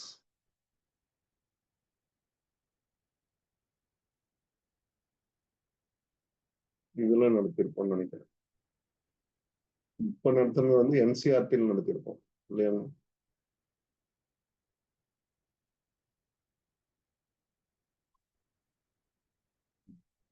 current account, goods, service, payment. பாருங்க, இந்த சார்ட் உங்களுக்கு ஞாபகத்துல வரல, அதனாலதான் எடுத்துட்டு வந்தேன். இந்த சார்ட் ஞாபகத்துல வரல பாருங்க உங்களுக்கு. இதுதான் balance of trade. Balance of trade. இப்போ கரண்ட் அக்கௌண்ட்ல இருக்கக்கூடிய receipt, balance of trade it is a component of current account. Difference between value of export and import. Okay, அதுக்கு அடுத்ததான் பாத்தீங்க அப்படின்னா இதுல நமக்கு சர்ப்ளஸ் அண்ட் டெபிசிட் ஏற்படும். பிளஸ் இதோட நம்ம என்ன சேர்த்துப்போம் அப்படின்னா டிரான்ஸ்ஃபர் ஃப்ளோ ஆஃப் இன்கமும் சர்வீஸையும் நீங்க சேர்த்துக்கணும். கரண்ட் அக்கௌண்ட்ல இது ஒன் ஆஃப் த காம்பனன்ட். இன்னும் 2 காம்பனன்ட்டும் இதுக்குள்ள இருக்கும். ஓகே, அதுலதான் ஃபேக்டர் இன்கம் எல்லாம் வரும். சர்வீசஸ்ல தான் காரணி வருவாய் அப்படின்னா இல்லை, லேண்டு, லேபரு, மற்ற காரணி வருவாய்கள்லாம் இருக்கும். அதே மாதிரி ஷிப்பிங் பிஸ்னஸ், இதனுடைய காரணி நான் ஃபேக்டர் இன்கம், அதாவது காரணினால உருவாக்கப்படாத இன்கம், ஃபேக்டர் ஆஃப் ப்ரொடக்ஷன்னால உருவாக்கப்படாத இன்கம். இதெல்லாம் ரொம்ப முக்கியமா. இது என்சிஆர்டி புக்கில் இருந்து இந்த கான்செப்டை நடத்தியிருப்போம். இது நல்லா இருந்துச்சுங்க, அழகான ஒரு கிளாஸ். நீங்க அதையும் எடுத்து பார்த்துருக்கணும். நம்மளோட பாடப்புத்தகங்கள்லையும் கொடுத்துருப்போம். ஓகே, உங்களுக்கு மெனி சோர்சஸை வந்து டேப் பண்ணி ஐடென்டிஃபை பண்ணி உங்களுக்கு கிளாஸஸ் கொடுத்துருக்கோம். நம்ம ஸ்கூல் புக்கு நடத்தியிருக்கோம், என்சிஆர்டி புக்ஸ்ல இம்பார்ட்டன்ஸ் இருந்தால் நடத்தியிருக்கோம். அடுத்து பார்த்தீங்கன்னா நல்ல ரெஃபரன்ஸ் புக்கில் இருந்து டெக்ஸ்ட் மெட்டீரியல் பண்ணியிருக்கோம். அது எல்லாமே அதுல இருந்து ரீட் பண்ணலாம். கிளாஸ் நோட்ஸுங்கிறத ஒரு டெலிவரி நல்லா கொடுத்துருக்கோம். இது அத்தனையும் சேர்த்து உங்க கையில இருக்கிறப்போ நீங்க பயன்படுத்தினா தான் இது எல்லாமே யூஸுங்க. இல்லை அப்படின்னா இது எல்லாமே யூஸ்லெஸ். சரியாங்க? நீங்க எத்தனை ஃபைல நீங்க டவுன்லோட் பண்ணி வச்சிருந்தாலும் அது வேஸ்ட், எத்தனை பிரிண்ட் அவுட் எடுத்து வச்சிருந்தாலும் அது வேஸ்ட். பயன்படுத்தாத வரைக்கும் அனைத்துமே வேஸ்ட் தாங்க. நம்ம பயன்படுத்துறது மட்டும்தான் நமக்கு என்ன ஆகும், ரிப்பீட்டேஷனா நம்ம எடுக்க தான் அதுல இருந்து ஒரு விஷயங்களை நம்ம ஷேர் பண்ணிட்டே இருக்க முடியும். நம்ம மைண்டை ரீகால் பண்ணிட்டே இருக்கணும். அதுதான் சொன்ன, ரீகால் பண்ணுங்க, ரீகால் பண்ணுங்க, ரீகால் பண்ணுங்க. ரீகால், ரீடேக், ரீடெஸ்ட், ரீஃபீட்பேக் கொடுத்துக்கிட்டே இருங்க. இதை படிக்கணும் படிக்கணும் அப்படின்னு சொல்லி இம்பார்ட்டன்ஸ் கொடுத்துட்டே இருங்க. ரிவிஷனுங்கிறது அப்படிதான் இருக்கணும். ஓகே, அடுத்தது எக்ஸ்போர்ட் 500 crore, இம்போர்ட் 650 crore. பார்த்ததும் தெரிஞ்சிருது இம்போர்ட் தான் அதிகமாயிடுச்சு. Then balance of trade, balance of ட்ரேட்ல நமக்கு என்ன இருக்கும்? டெபிசிட் ஆயிருக்கும். Difference 150 crore, deficit 150 crore. Option B, sir. Okay, which of the following is an example? ஒரு எக்ஸாம்பிள், ஒரு நான் டாரிஃப் பேரியர். சார் சூப்பருங்க, இந்த கேள்வி எல்லாம் பாருங்க அழகானது. நான் டாரிஃப் பேரியர், டாரிஃப் அல்லாத பேரியர். டியூட்டி அப்படின்னாலும் டாரிஃப் தான் இல்லைங்க, டியூட்டி அப்படின்னாலும் டாரிஃப் தான். இம்போர்ட், எக்ஸ்போர்ட், கஸ்டம் டாரிஃப் இதெல்லாமே. குவாட்டா அப்படின்னு மட்டும் அளவு கட்டுப்படுத்துறது, அளவு கட்டுப்பாடு. அப்ப option B is right answer. Okay okay, which one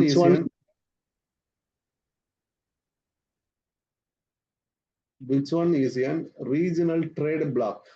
sir trade பிளாக்னு வந்தா இதுல எதெல்லாம் வரும் அப்படின்றத பாருங்க. இந்த ஆமா, ஃப்ரீ ட்ரேட் ஏரியா, FDA. இதனுடைய ஆர்டர் மட்டும் சொல்லிடுறீங்களாமா? இந்த வட்ட வட்டமா போட்டு கொடுத்துருப்போம்ல சார், இதுல ஒரு கொஸ்டின் கேட்டே இருப்பாங்க. FDA நடுவுல இருக்கும். Custom union sir, common market sir கீழ இருந்து வாங்க, நடு வட்டத்துல இருந்து வாங்க, FDL இருந்து கொண்டு வாங்க. எனக்கு அதுல இருந்து தானே பெருசாகணும்.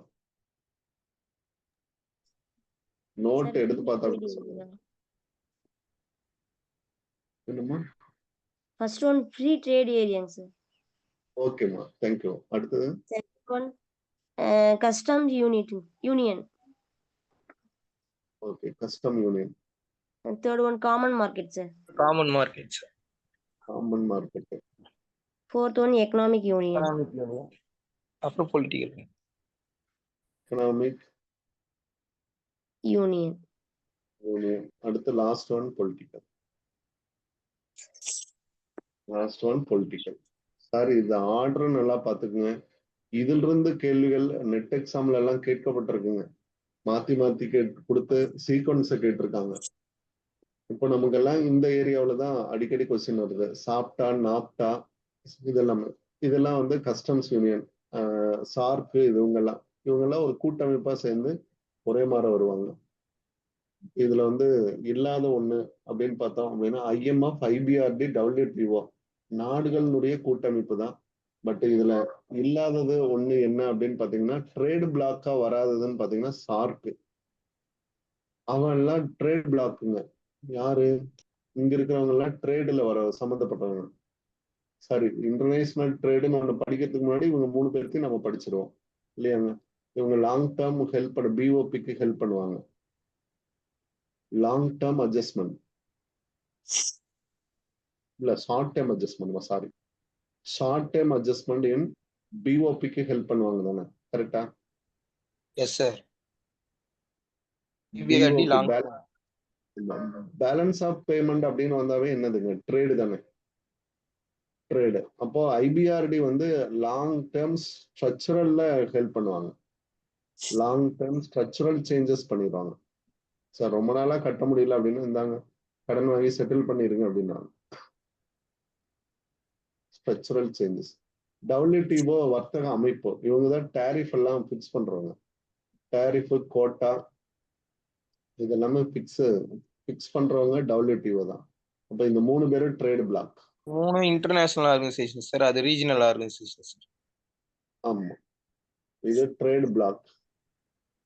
ட்ரேட் பிளாக்கின் கீழே இன்டர்நேஷனல் அப்படின்றதன் கீழே வரும். அதாவது இது எல்லாமே நம்ம என்ன சொல்லிடலாம் அப்படின்னா, ஒரு வகையிலான வேர்ல்டு லெவல் இன்டர்நேஷனல் ஆர்கனைசேஷன். உலகத்துக்கே இதுதான் இன்டர்நேஷனல் ஆர்கனைசேஷன்.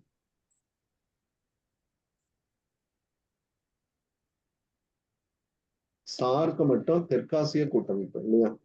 தெற்காசிய கூட்டமைப்பு நாடுகள். சார்க்கினுடைய மெயின் அப்ஜெக்டிவ் சொல்லுங்கம்மா. சார்க்கினுடைய அப்ஜெக்டிவ் எதுக்காக உருவாக்கப்பட்டது? தெற்காசிய கூட்டமைப்பு நாடுகள்.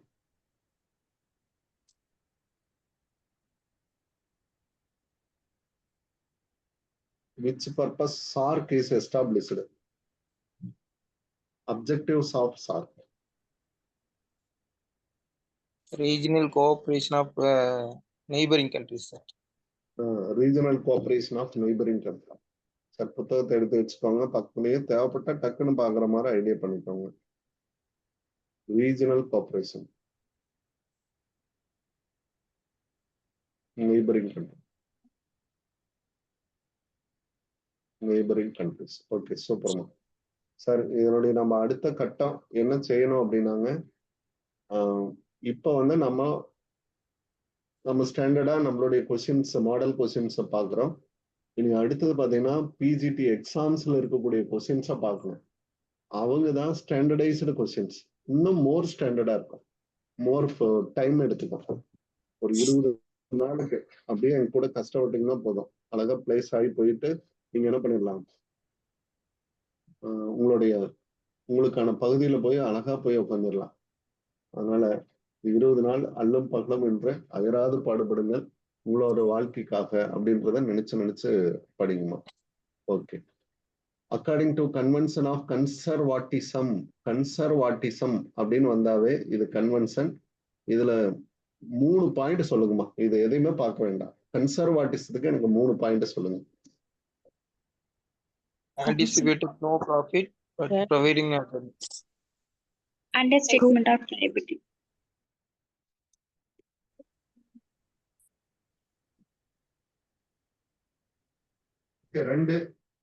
ரெண்டு தான் சொல்லியிருக்கேன். அப்புறம் கன்வென்ஷன் படிச்சா 3 பாயிண்ட் படிக்கணும். Window dressing, bad debts. Okay, super. Valuation of inventory. Valuation of inventory நிறைய பாயிண்ட் அதுக்குள்ளதான் இருக்கும். Undervaluation of assets and overvaluation of assets. no profit all possible loss, sir. No profit all possible loss. அதாவது எதை மட்டும் நம்ம கணக்குல எடுத்துக்கணும், கொண்டு வரணும் அப்படின்னா லாஸ் எல்லாத்தையும் கணக்குல எடுத்துக்கலாம். ஆனா நோ ப்ராஃபிட்டை மட்டும் நீங்க என்ன பண்ணக்கூடாது, இவ்வளவு வரும் அப்படின்னு சொல்லி கணக்குல எழுதக்கூடாது. இதெல்லாமே இதனுடைய கீ இம்பார்ட்டன்ட் ஏரியா. நமக்கு ஒரு லிஸ்டே கொடுத்துருப்போம் இல்லையாங்க, அதுக்குள்ள பாத்தீங்கன்னா நம்மளோட மெட்டீரியலும் நல்லா ஸ்ட்ராங்கா கொடுத்துருப்போம். அது கூட நல்லா படிச்சு பார்த்துருக்கோம். இப்ப தமிழ் புத்தகமும் சேர்ந்து நடத்தியிருக்கோம், ஸ்கூல் புக்ல இருக்கிறதும் சேர்ந்து நடத்தியிருக்கோம். அதையும் கூட ஒரு வாட்டி ரிவிஷன் பண்ணிக்கோங்க 11th. அப்ப இதுல anticipate no profit but provide all probable losses இல்லையா? இதுக்கான சரியான answer conservatism. Option B. Recognize gain as soon as they foreseen, ignore losses until realized. Realization concept. Realisation concept.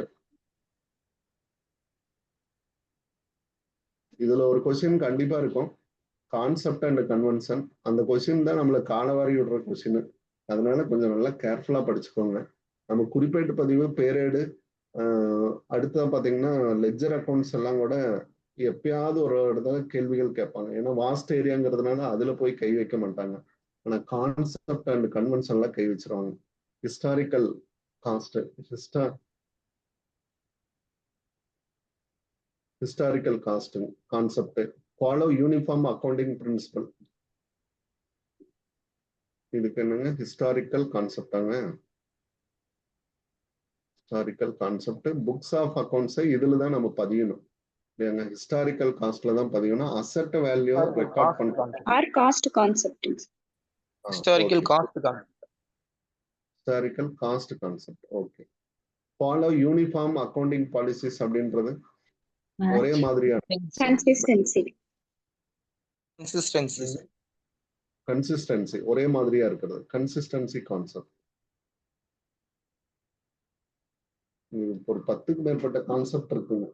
இது நல்லா ஐடென்டிஃபை பண்ணி சார் இதுக்குள்ளேயே மாத்தி மாத்தி நம்மளை வளைச்சு சுத்திக்கிட்டே இருக்கும். ஒரு கொஸ்டின் சுத்துது அப்படின்னாவே நீங்க கண்டுபிடிச்சுக்கோங்க. அதை போட்டுட்டு அப்படியே போயிடக்கூடாதுன்னு அர்த்தம். நாமளும் அதை சுத்தி வளைச்சு படிச்சிடணும்னு அர்த்தம். அப்படி படிச்சிட்டீங்கன்னா போதும். ஒரு டைரி, ஒரு நோட்டு, கொஸ்டின் பேப்பரை பார்த்துக்கிட்டே இருங்க. இந்த கொஸ்டினா தெரியலையா, அதை போய் சர்ச் பண்ணி படிக்கணும் அப்படின்றத சர்ச் பண்ணி படிச்சு அதை ரிலீவ் பண்ணிட்டு வெளியே வந்துருங்க. மோர் நம்பர் ஆஃப் கொஸ்டின் ஒரு நாள்ல நீங்க நிறைய பாக்குறீங்க அப்படின்னா அதுதான் உங்களுடைய வெற்றிக்கான இலக்கு. நீங்க இன்னைக்கு நிறைய கொஸ்டின்ஸ் நான் பாத்துறணும் சார் அப்படின்ட்டு வேலை செஞ்சீங்கன்னா போதுங்க, அவ்வளவுதான். At the year end 6 lakh and liabilities 1,50,000. Asset கொடுத்துருக்காங்க, சொத்துக்கள் கொடுத்துருக்காங்க. சொத்து 6 லட்சம், பொறுப்பு. அப்போ இந்த ரெண்டுல இருந்து இது ரெண்டையும் லெஸ் பண்ணீங்க அப்படின்னா இயர் எண்ட்ல கேபிட்டலை கண்டுபிடிச்சிடலாம். கேபிட்டல் அட் எண்ட் அப்படின்னு சொல்லலாம். அப்போ ரெண்டையும் லெஸ் பண்ணிடுங்க. 6 minus 1.5. அப்போ உங்களுக்கு என்ன ஆகும்? 4.5 lakhs. 4.5. Okay. During the year proprietor introduce additional capital drawings அப்படின்றது கொடுத்துட்டாங்க. Net profit for the year 80,000.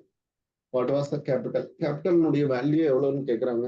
இது சிங்கிள் என்ட்ரி சிஸ்டத்துல வேணாலும் போடலாம், அல்லது நீங்க அக்கௌண்ட்ஸ் மெத்தட்ல வேணாலும் போடலாம். டீ காலம் மெத்தட். கேபிட்டல் அக்கௌண்ட் இப்படி கூட எடுத்து நம்ம பார்ட்னர்ஷிப்ல எல்லாம் ஃபாலோ பண்றோம் இல்லைங்களா, அது மாதிரி நீங்க கண்டுபிடிக்கலாம். இதுல by opening balance, opening capital, credit side opening capital இப்படி போட்டீங்கன்னா மிஸ்ஸிங் வேல்யூ கண்டுபிடிக்கிறது உங்களுக்கு ஈஸி. இதோட சேர்ந்து அடிஷனல் கேபிட்டல்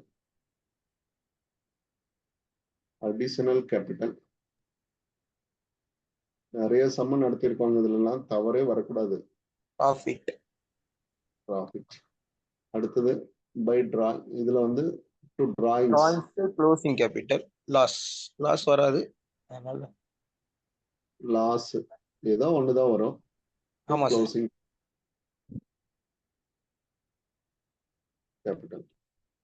இதுக்கான வேல்யூ மட்டும் சப்ஸ்டியூட் பண்ணீங்கன்னா அடுத்த வேல்யூவை ஈஸியா கண்டுபிடிச்சிடலாங்க. ஏதோ ஒண்ணுதான் மிஸ்ஸிங் வேல்யூவாக இருக்கும். அப்போ அந்த அடிப்படையில மிஸ்ஸிங் வேல்யூ இங்க பாத்தீங்கன்னா year end closing 4,50,000. Okay. Opening capital during the year introduce additional capital கொடுத்திருக்காங்க 50,000 additional capital. அடுத்து பாத்தீங்கன்னா drawings 20,000. Profit 80,000. 80,000. What will be the opening capital? இதுதான் நமக்கு கேட்டிருக்காங்க. அதை மட்டும் கட்டம் கட்டிட்டீங்கன்னா சரியா. 3,40,000. அதை மட்டும் கட்டம் கட்டிடுங்க. அப்போ 4,70,000 டெபிட்ல இருந்து இங்க கொண்டு போங்க. From debit side 4,70,000. இந்த 4,70,000 இருந்து இதை கழிச்சிருங்க. அப்போ 3,40,000. 1,30,000 minus பண்ணுங்க. ஆமா, 3,40,000 வருது. கரெக்டாங்க? Yes sir. ஓகே. இப்படியும் போடலாம், அல்லது நீங்க சிங்கிள் என்ட்ரி சிஸ்டத்துல வச்சும் கண்டுபிடிக்கலாம். அந்த மெத்தட்ல வேணாலும் போட்டுக்கோங்க. உங்களுக்கு எதோ ஆப்டான மெத்தடோ அதை நீங்க ஃபாலோ பண்ணுங்க. அப்படின்னு போட்டீங்கன்னா அது கீழ இருந்து ரிவர்ஸ் பண்ணிட்டு போகணும், அல்லது ஃபார்மேட்டை மாத்தி எழுதி கண்டுபிடிக்கணும். அது நீங்க எந்த மெத்தட்ல ப்ராக்டிஸ் பண்ணிருக்கீங்களோ அது மாதிரி பண்ணிக்கோங்க. This is one of the best method.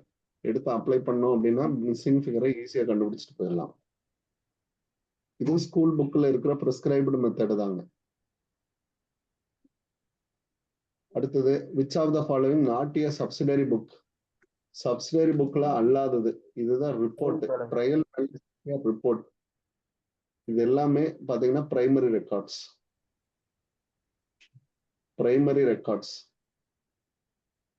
அப்ப அனைத்துமே வரும், இது மட்டும் வராதுங்க. இது மட்டும் ரிப்போர்ட்ஸுங்க.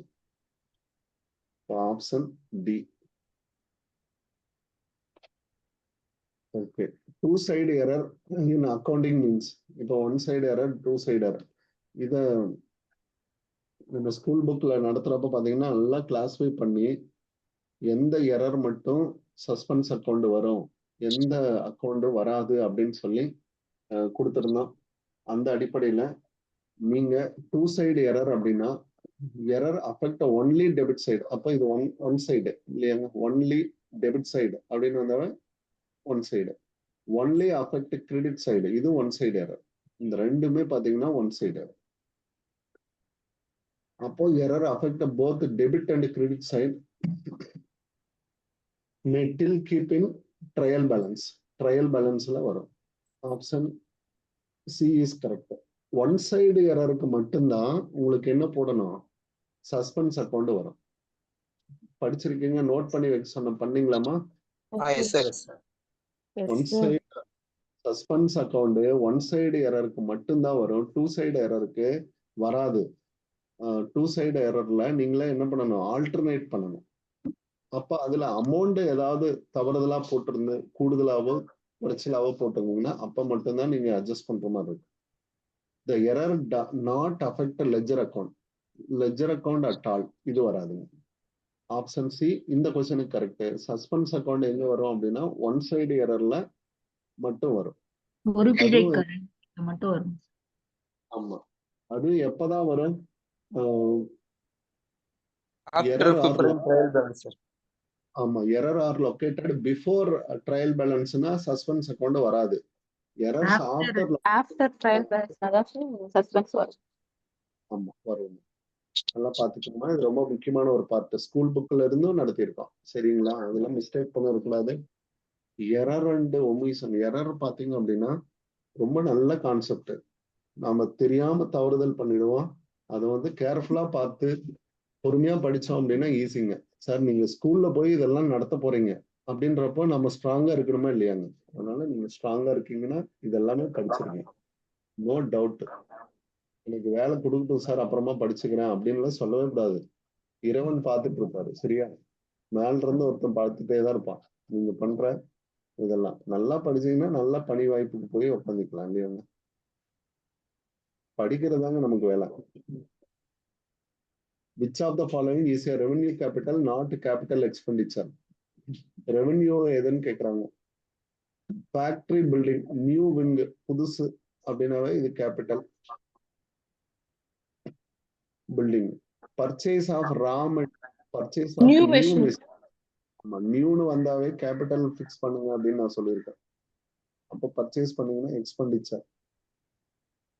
ரொட்டீன் ரிப்பேர், ஃபேக்டரி பில்டிங், பில்டிங்கை வந்து ரிப்பேர் பண்ணிட்டே இருக்கீங்க, அது ரெவென்யூ ரெவென்யூ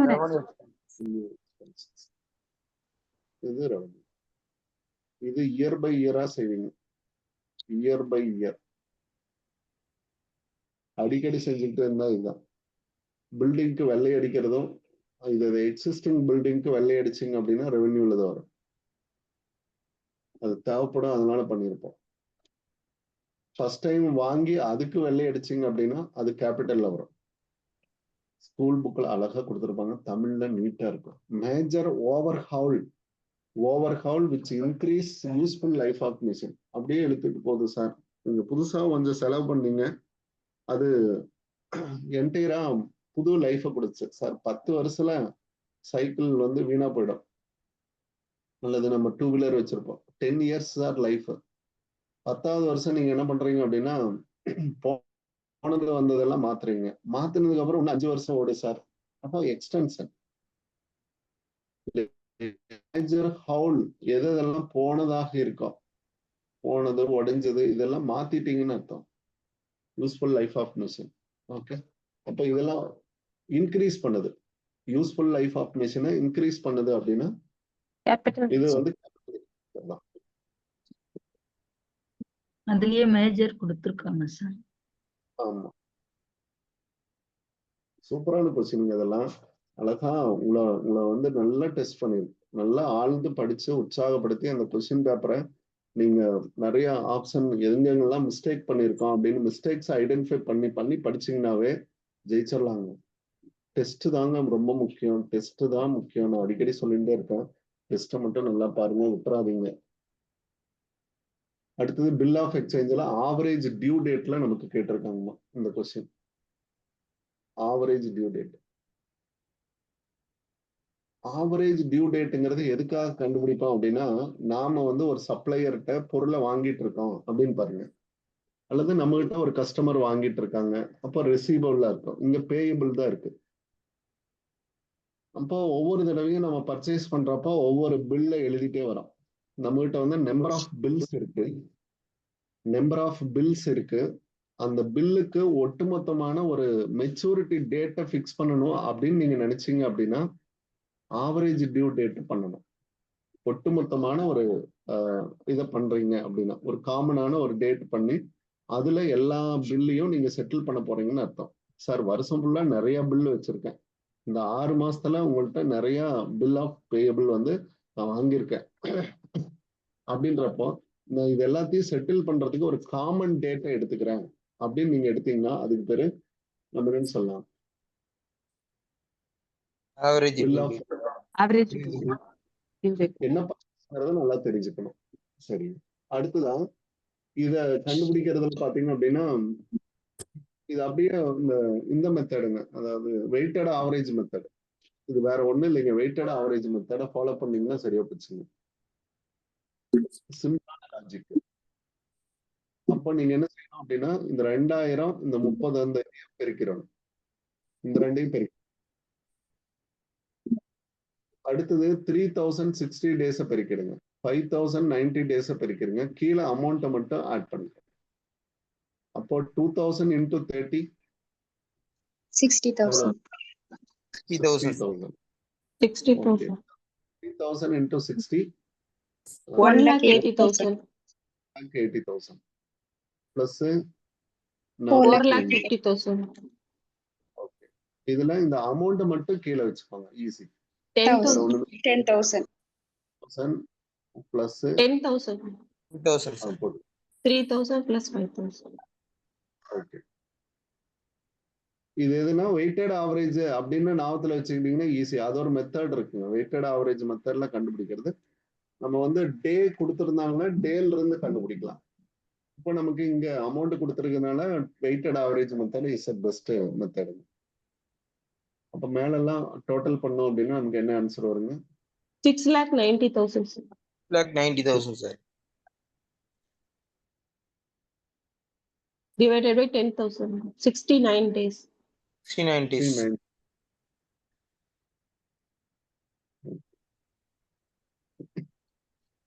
இந்த டியூ டேட்ல நம்ம என்ன பண்ணா போதும் அப்படின்ட்டா நீங்க ரிசால்வ் பண்ணா போதும். Okay, 69 days.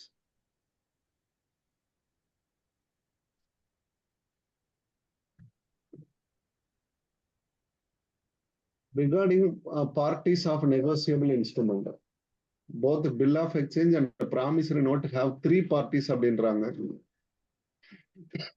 இதுல தவறு இருக்கு இல்லையா? பில் ஆஃப் எக்ஸ்சேஞ்சில் 3 பார்ட்டி இருக்கணும்,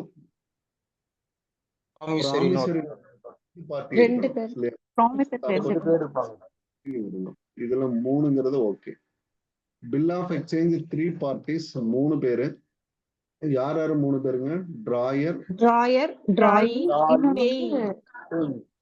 paying.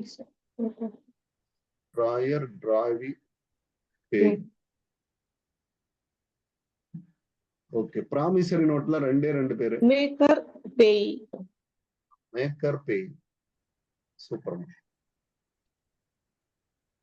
Option B is right answer. Bill of exchange 2 பார்ட்டிங்கிறது தப்பு, ப்ராமிசரி நோட் 3 பார்ட்டிங்கிறது தப்பு. Both instrument have only 2 party, 2 பேருமே 2 பார்ட்டி தான் அப்படின்றாங்க, அதுவும் தப்பு. இது ரொம்ப ஈஸியான ஒரு கொஸ்டின். ஓகே. 63 சப்ஸ்கிரிப்ஷன்ல ஒரு கொஸ்டின் கேட்டிருக்காங்க, இது நான் ப்ராஃபிட் ஆர்கனைசேஷன் இல்லையா? இது கரெக்டா ஆன்சர் போட்டீங்களாமா? Yes, sir. ஓகே. சப்ஸ்கிரிப்ஷன் அப்படின்னு வந்தா எந்தெந்த பகுதியை கூட்டணும், எந்தெந்த பகுதியை கழிக்கணும் சொல்லுங்க பார்க்கலாம். இது வந்து இதுல ரெவென்யூ எக்ஸ்பெண்டிச்சர் அக்கௌண்ட் இல்லையாங்க? அவுட்ஸ்டாண்டிங் சப்ஸ்கிரிப்ஷனும் ரிசீவ்டு இன் அட்வான்ஸும் ஆட் பண்ணணும் சார். ப்ரீவியஸ் இயர் இருந்தா ஆட் பண்ணணும் சார். கரண்ட் இயரோடது outstanding current year subscription outstanding received. Previous year அட்வான்ஸா இருந்ததுன்னா கரண்ட் இயர் ஆட் பண்ணிக்கணும். ஓகே, இப்போ இது கிரெடிட் சைடு இல்லையா? கிரெடிட் சைடுல இப்போ சப்ஸ்கிரிப்ஷன்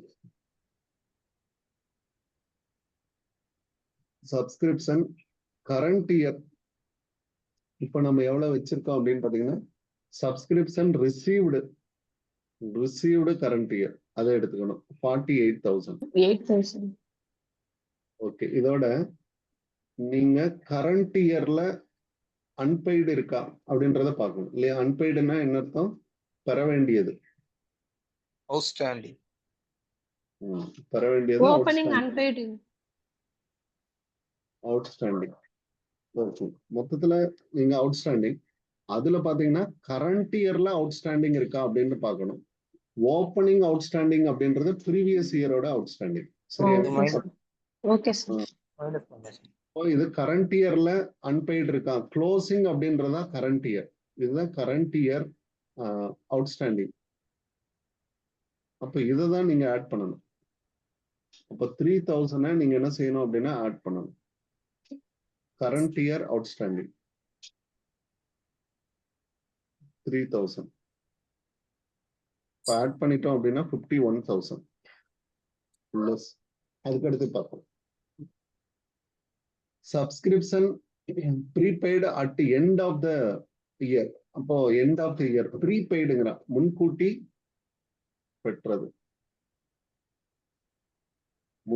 பெற்றது. இது நடப்பாண்டு கரண்ட் இயர்.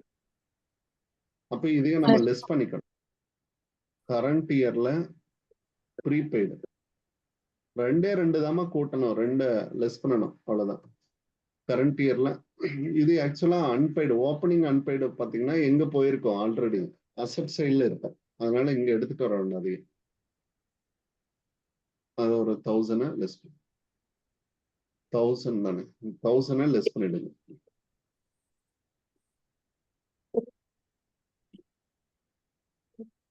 ஓகே, அப்போ இதுல 1,000 லெஸ் பண்ண வேண்டிய இப்ப எவ்வளவு வருங்க? 50,000. அடுத்து இதுல வேற என்ன சப்ளைடு இன்ஃபர்மேஷன் இருக்கு அப்படின்னு ஓப்பனிங் மைனஸ் பண்ணணும் சார் 2,000.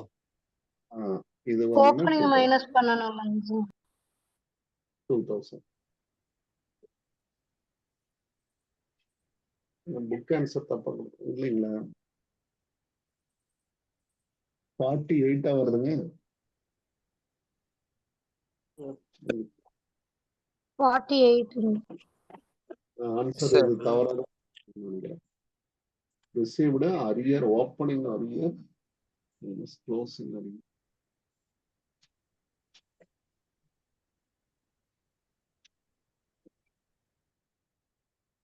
க்ளோசிங் அன்பெய்டு 1,000 அப்படின்ற ஒண்ணு இடங்க.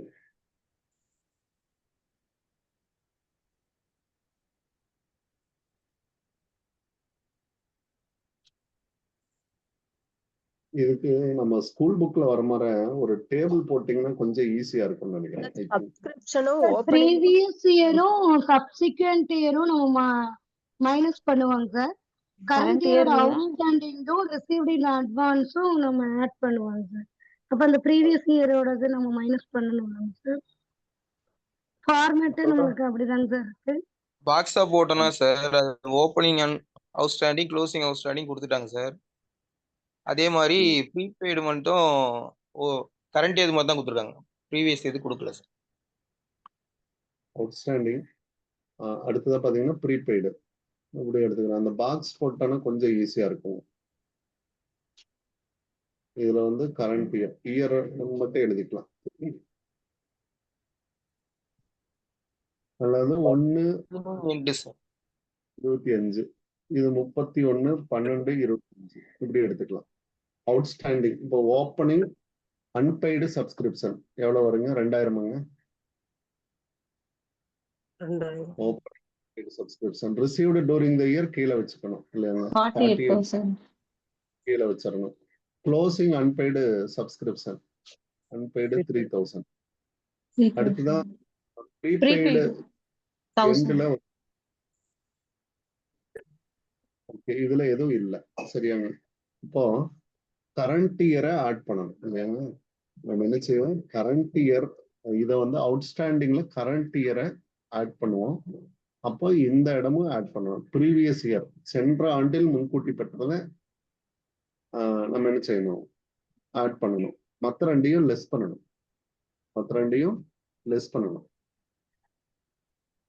இந்த ரெண்டையும் லெஸ் பண்ண வேண்டிய ஐட்டம். அப்போ 48ஓட 3 கழிக்கணும் அப்படின்னா 51 கரெக்ட். அடுத்தது இந்த 2000 கழிக்கணும் பிளஸ் 1000 கழிக்கணும். அப்போ இதுக்கு ஆன்சர் ராங்கா தான் இருக்கு இல்லையா? ப்ரீவியஸ் இயர், அதாவது ப்ரீவியஸ் இயர் சப்ஸ்கிரிப்ஷன் அவுட்ஸ்டாண்டிங். இப்போ 48,000 தான் ஆன்சர் வரும்.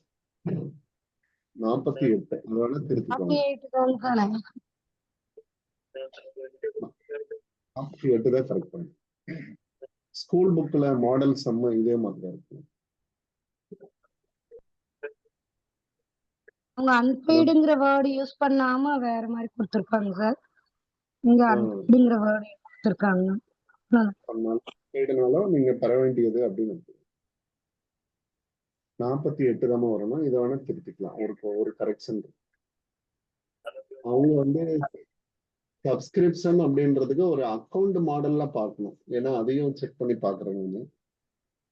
அக்கௌண்டிங் மாடல் அப்படின்னு ஒண்ணு இருக்கு. இது ஒரு வாட்டி பார்த்தேன்.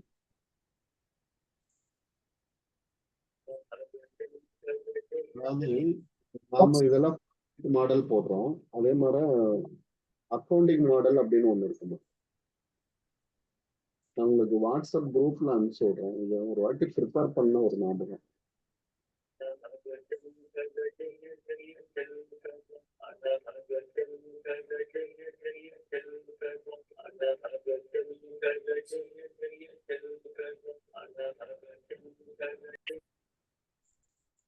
ஓகே, இது வந்து ஒரு அக்கௌண்டிங் மாடல் ஒன்று இருக்குமா. நான் உங்களுக்கு ப்ரொஜெக்ட் பண்றேன். இது இந்த இடத்துல போடுறேன் பாருங்க. சப்ஸ்கிரிப்ஷனுக்கு அக்கௌண்டிங் மாடல் இது ஒரு ஃபார்மேட்டா வச்சுக்கோங்க. இது ஒரு வாட்டி நான் பண்ணி ஒரு கொஸ்டின் டவுட் கேட்டிருந்தாங்கன்னா அனுப்பிச்சிருந்தாங்க. அப்போ எழுதி கொடுத்தது அக்கௌண்ட்ஸ்ல போட்டிருந்தாங்க. Debit credit.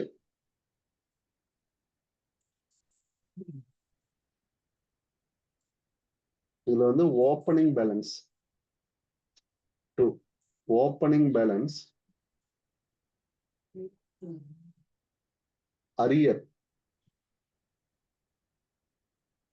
அரியரை டெபிட் பண்ணிடணும். அடுத்தது அது அப்படியே நமக்கு எங்க இருக்கும் அப்படின்னா க்ளோசிங் பேலன்ஸ் அரியர் ஆகுது. இங்க பை க்ளோசிங் பேலன்ஸ்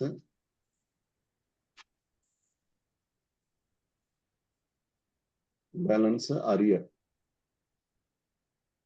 அரியர்னாலும் அவுட்ஸ்டாண்டிங்னாலும் ஒண்ணுதாங்க. அவுட்ஸ்டாண்டிங்னாலும் ஒண்ணுதான். சரியாம அரியர் அவுட்ஸ்டாண்டிங்னாலும் ஒண்ணுதான். அப்படி கிரெடிட்ல வச்சிருங்க. இந்த ரெண்டும் ஒரு மெத்தட்.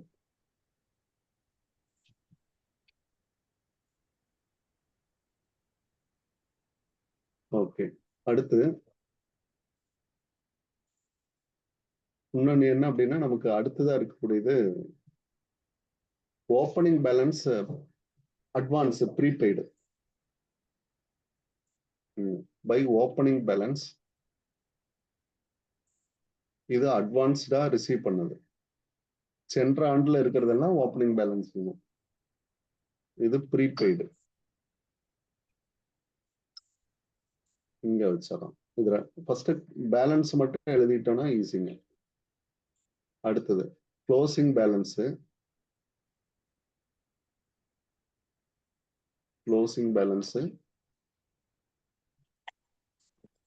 இது வந்து ப்ரீபெய்டு அதாவது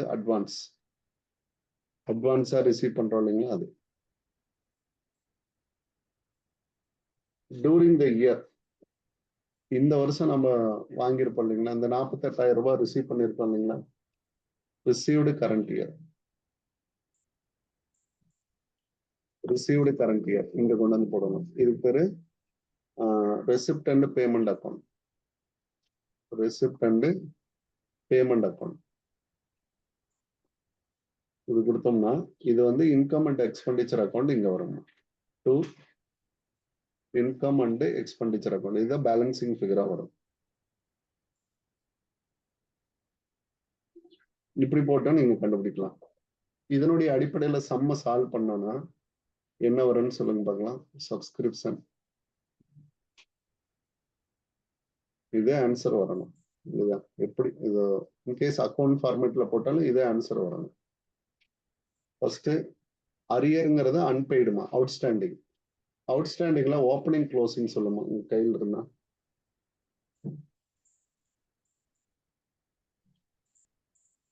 ஓப்பனிங் பேலன்ஸ் 2000 sir. அதாவது ஓப்பனிங் அன்பெய்டு 2000. Subscription. இந்த வார்த்தைகளே இருக்கு. இது 2000. அப்ப இந்த 1000 வந்து இங்க போட்டுறாங்க. ஓகே, அடுத்தது அவுட்ஸ்டாண்டிங் முடிஞ்சது இல்லைங்களா? இல்ல கரண்ட் இயர் வந்து 3000 நினைக்கிறேன் இல்லையாங்க? Closing unpaid current year 3000. Current year 3000. Closing unpaid subscription. Okay. அடுத்ததான் பாத்தீங்கன்னா அட்வான்ஸ். அட்வான்ஸ்ல ஓப்பனிங் கொடுத்துருக்கான், க்ளோசிங் கொடுத்துருக்கான். அட்வான்ஸ்ங்கிறது ப்ரீபெய்டு. Closing தான் சார் கொடுத்து அடுத்த இயர் எண்ட் தான் சார் கொடுத்துருக்கோம். இங்க மட்டும் தான் போடணும் இல்லையாங்க? 1000. இங்க மட்டும் தான் போடணும். இப்போ க்ளோசிங் மட்டும் போடணும். ஓப்பனிங் வந்து அட்வான்ஸ் நில்லு. Okay. Receipt and payment account அப்படின்றத கொடுத்துருக்காங்களா? எது கொடுத்துருக்காங்க? இப்போ சம் ஒரு வாட்டி பார்த்துக்கலாம். ஏன்னா இந்த மாடல் சம்மு கேட்டிருந்தாங்க. இன்கம் அண்ட் எக்ஸ்பெண்டிச்சர் அக்கௌண்ட்ல எவ்வளவு ஷோ ஆயிருக்குன்னு தான் கேட்டிருக்காங்க. அடுத்ததான் subscription received during the year 48,000. 48,000. 48,000. இந்த ரெண்டையும் ஆட் பண்ணோம்னா 51,000. இந்த 51ல நம்ம 3000 லெஸ் பண்ணிட்டோம் அப்படின்னா 48 தாங்க.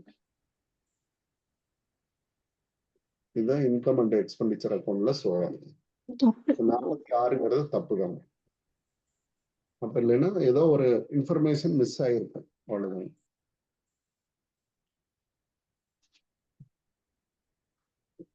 ஸ்டேட் பண்ணி படிச்சு பார்த்துக்கலாம். Opening unpaid 2000. ஓகே. ப்ரீபெய்டு எண்டில் தான் கொடுத்துருக்காங்க. இந்த மெத்தட் வேணாலும் வச்சுக்கோங்க, இந்த மெத்தட் வேணாலும் வச்சுக்கோங்க. ஓகே, ஓகேம்மா, ரெண்டு ஆன்சர் கரெக்டு தான். ஆன்சர் வந்து 48ன்னு மாத்திக்கோங்க. A and B share of profits 3:2. C is admitted 1/6 share. Partner sacrifice respective shares of old ratio. Old ratioல sacrifice பண்றாங்க அப்படின்னு சொல்லிட்டாங்க. Sacrifice அப்படின்றது இந்த இடத்துல விட்டு கொடுக்குறாங்க அப்படின்னு அர்த்தம். Sacrifice is given. அதாவது சரண்டர் அப்படின்னு அர்த்தம். தங்கிட்ட ஓல்ட் ரேஷியோல நான் உங்களுக்கு பிரிச்சு கொடுத்துட்றேன் அப்படின்றாங்க. நியூ ரேஷியோ போடுறீங்க அப்படின்னா யாரு புதுசா வராங்க அப்படின்னு பாத்தீங்கன்னா சி இஸ் அட்மிட்டட். அப்ப ஏவுக்கு போடுறப்போ ஓல்டு மைனஸ் நியூ இல்லையா? இதுதான் ஃபார்முலா. சாக்ரிஃபைஸ் அல்லது சரண்டர் கொடுத்துருந்தாங்கன்னா ஓல்டு 3/5 மைனஸ் பாருங்க, இதால பெருக்கி கொண்டு வரணும், அவ்வளவுதாங்க. 1/6 சேர ஓல்டு ரேஷியோவால பெருக்கணும். இங்கே ஓல்டுன்னு கொடுத்துட்டாங்க. அல்லது ஏதாவது 2:1:2 இந்த மாதிரி ஏதாவது கொடுத்துருந்தாங்கன்னா ஓகே, அதனால நீங்க இங்க பண்ணணும், மல்டிபிள் பண்ணி லெஸ் பண்ணணும், அவ்வளவுதான். இப்போ 3/5 மைனஸ் 33 மேல கீழே பெருக்கோங்க. பெருக்கல் வந்தாவே மேல கீழே பெருக்க வேண்டியதான். 1 × 3 3, 6 × 5 30. இப்ப இதையும் வந்து 30 ஆக்கிடலாம். அப்ப 6ஆல மல்டிபிள் பண்ணிடலாம் போத் சைடு. 18/30 மைனஸ் 3/30. அப்போ இதுல நமக்கு எவ்வளவு ஆன்சர் வருது? 15/30. அது அப்புறமா நம்ம எடுத்துக்கலாம். இது ஒரு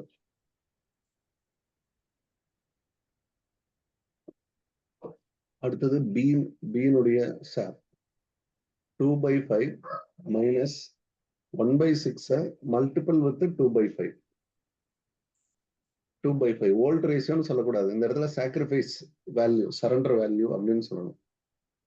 2/5 மைனஸ் 2/30. இப்போ மேலையும் கீழையும் நம்ம என்ன பண்ணிக்கலாம்? 6ஆல மல்டிபிள் பண்ணிக்கலாம். 12/30 மைனஸ் 2/30. அப்போ உங்களுக்கு என்ன ஆகும்? 10/30. அடுத்தது சியோட ஷேர். சி வந்து 1/6க்கு வராரு. அப்போ இங்க எல்லாமே காமன் டினாமினேட்டரை வந்து நமக்கு 30 5ஆல மல்டிபிள். 5/30. 5/30. அப்போ 15:10:5 அல்லது 3:2:1. ஆன்சர் அக்யூரேட்டா வந்திருக்கு.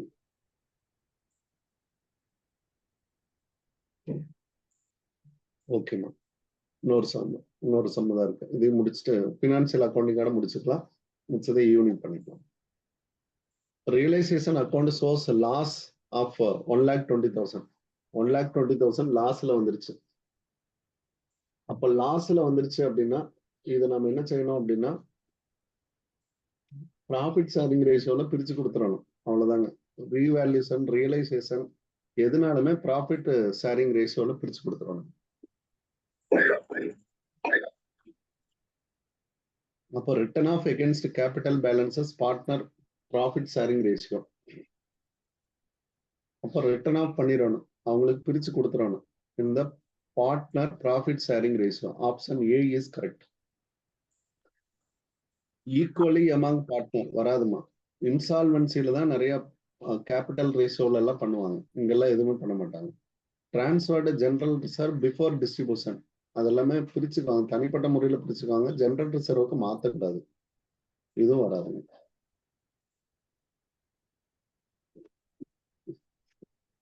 இது ப்ராப்ளம் ஆன் கன்சைன்மெண்ட்டுங்க. இந்த ப்ராப்ளம் கன்சைன்மெண்ட் அக்கௌண்ட்ல வந்திருக்கு. கன்சைன்மெண்ட்ல ப்ராப்ளம் வந்துச்சு அப்படின்னா அதுக்கும் நம்ம போட்டு காமிச்சிருக்கோம் எந்தெந்த எக்ஸ்பென்சஸ் எப்படி எல்லாம் வரும்னு. இதுல பாருங்க, consignor sent goods costing 80,000 at invoice price 1 lakh. இன்வாய்ஸ்ன்னு வச்சிருக்காரு, 80,000 ரூபாய்க்கு பொருள் அனுப்புறாரு. காஸ்ட் இன்வாய்ஸ்ங்கிறது நீங்க லாபத்துல சேர்த்து அனுப்பிச்சிருக்கீங்க. அவர் லிஸ்ட் பிரைஸ் அப்படின்னு அர்த்தம். இன்வாய்ஸ்னா இந்த இடத்துல லிஸ்ட் பிரைஸ். நீங்க இதெல்லாம் ப்ரிப்பேர் பண்றதுக்கு ஒரு ட்ரேடிங் அக்கௌண்ட்டை மாடலா வச்சுக்கிட்டீங்கன்னா ஈஸிமா. கன்சைன்மெண்ட் அக்கௌண்ட்னு ஒண்ணு போடணும். கன்சைன்மெண்ட் அக்கௌண்ட் இது என்ன அப்படின்னா ஒரு ட்ரேடிங் அக்கௌண்ட் மாடல்ல வச்சுக்கிட்டீங்கன்னா ஈஸி. ட்ரேடிங் அக்கௌண்ட்ல ஓப்பனிங் ஸ்டாக் அப்படின்ற போடுவோம், அல்லது பர்ச்சேஸ் அப்படின்னு போடுவோம். அதே மாடல் தான் இங்கேயும். கன்சைனர் கூட்ஸை சென்ட் பண்ணியிருக்காரு அப்படின்னா டெபிட்ல வரும். கன்சைனர் சென்ட் கூட்ஸ் 80,000 மட்டும் போடுங்க. எதை போட வேண்டாம் அப்படின்னா இன்வாய்ஸ் பிரைஸை போட வேண்டாம். அவர் காஸ்ட் எவ்வளவு அனுப்புனாரோ அதை மட்டும் போடுங்க. கன்சைனி செல்தம் அதையே சோல்டு சேல்ஸ், அப்போ பேங்க் அப்படின்னு வரும். இந்த இடத்துல 90,000 ரூபாய்க்கு வித்துட்டாரு, அப்போ இதுதான் சேல்ஸ். ஒரு ட்ரேடிங் அக்கௌண்ட் இமேஜின் பண்ணி செய்யுங்க, செம்ம செஞ்சிடலாம். கன்சைனி செல்தம் 90,000 செல் பண்ணிட்டாரு, அதுக்கான எக்ஸ்பென்சஸ் பாருங்க, எக்ஸ்பென்சஸ் அது 1000 அண்ட் கமிஷன் இருக்கு. கமிஷன் நாம தான் கண்டுபிடிக்கணும். 5% ஆன் சேல்னு கொடுத்துட்டாங்க. அப்போ 90,000க்கு நீங்க என்ன பண்ணுங்க, 5% கண்டுபிடிங்க. 4,500. ஓகே, இப்ப பாருங்க, இது அவ்வளவுதான். இவ்வளவுதான் சப்ளைடு இன்ஃபர்மேஷனுங்க. இதுல எவ்வளவு ப்ராஃபிட் இருந்தா நமக்கு கேட்டிருக்காங்க, அப்படிதான் கேட்டிருக்காங்க. கன்சைனர்னுடைய ப்ராஃபிட் ஆன் கன்சைன்மெண்ட் எவ்வளவுன்னு கேட்டிருக்காங்க. அப்போ கிராஸ் ப்ராஃபிட்டை கண்டுபிடிக்கிறது தான், வேற ஒண்ணுமே கிடையாது. அப்போ இதுல 90,000 இங்க இப்போ 90,000ல இருந்து நம்ம லெஸ் பண்ணோம் அப்படின்னா 86,500 அப்போ மிச்சம் ஒரு 4,500 வரும். 6,500 நம்ம ப்ராஃபிட். ஆமா, ப்ராஃபிட். ட்ரேடிங் அக்கௌண்ட் இதாங்க, நத்திங் பட் ட்ரேடிங் அக்கௌண்ட், அவ்வளவுதாங்க. 4,500. ஓகே, சூப்பருங்க. இது வரைக்கும் இருக்கட்டும். கார்பரேட் அக்கௌண்டிங் இது எல்லாமே வரக்கூடியது எல்லாமே சம்மு தான் வரும். நல்ல டைம் எடுத்து பொறுமையா. ஓகேம்மா, தேங்க்யூ, ஆல் தி பெஸ்ட்டுங்க. Thank you, sir. Thank you, sir. Thank you, sir. Thank you, sir. Thank you, sir. Thank you, sir. Thank you, sir. Thank you, sir.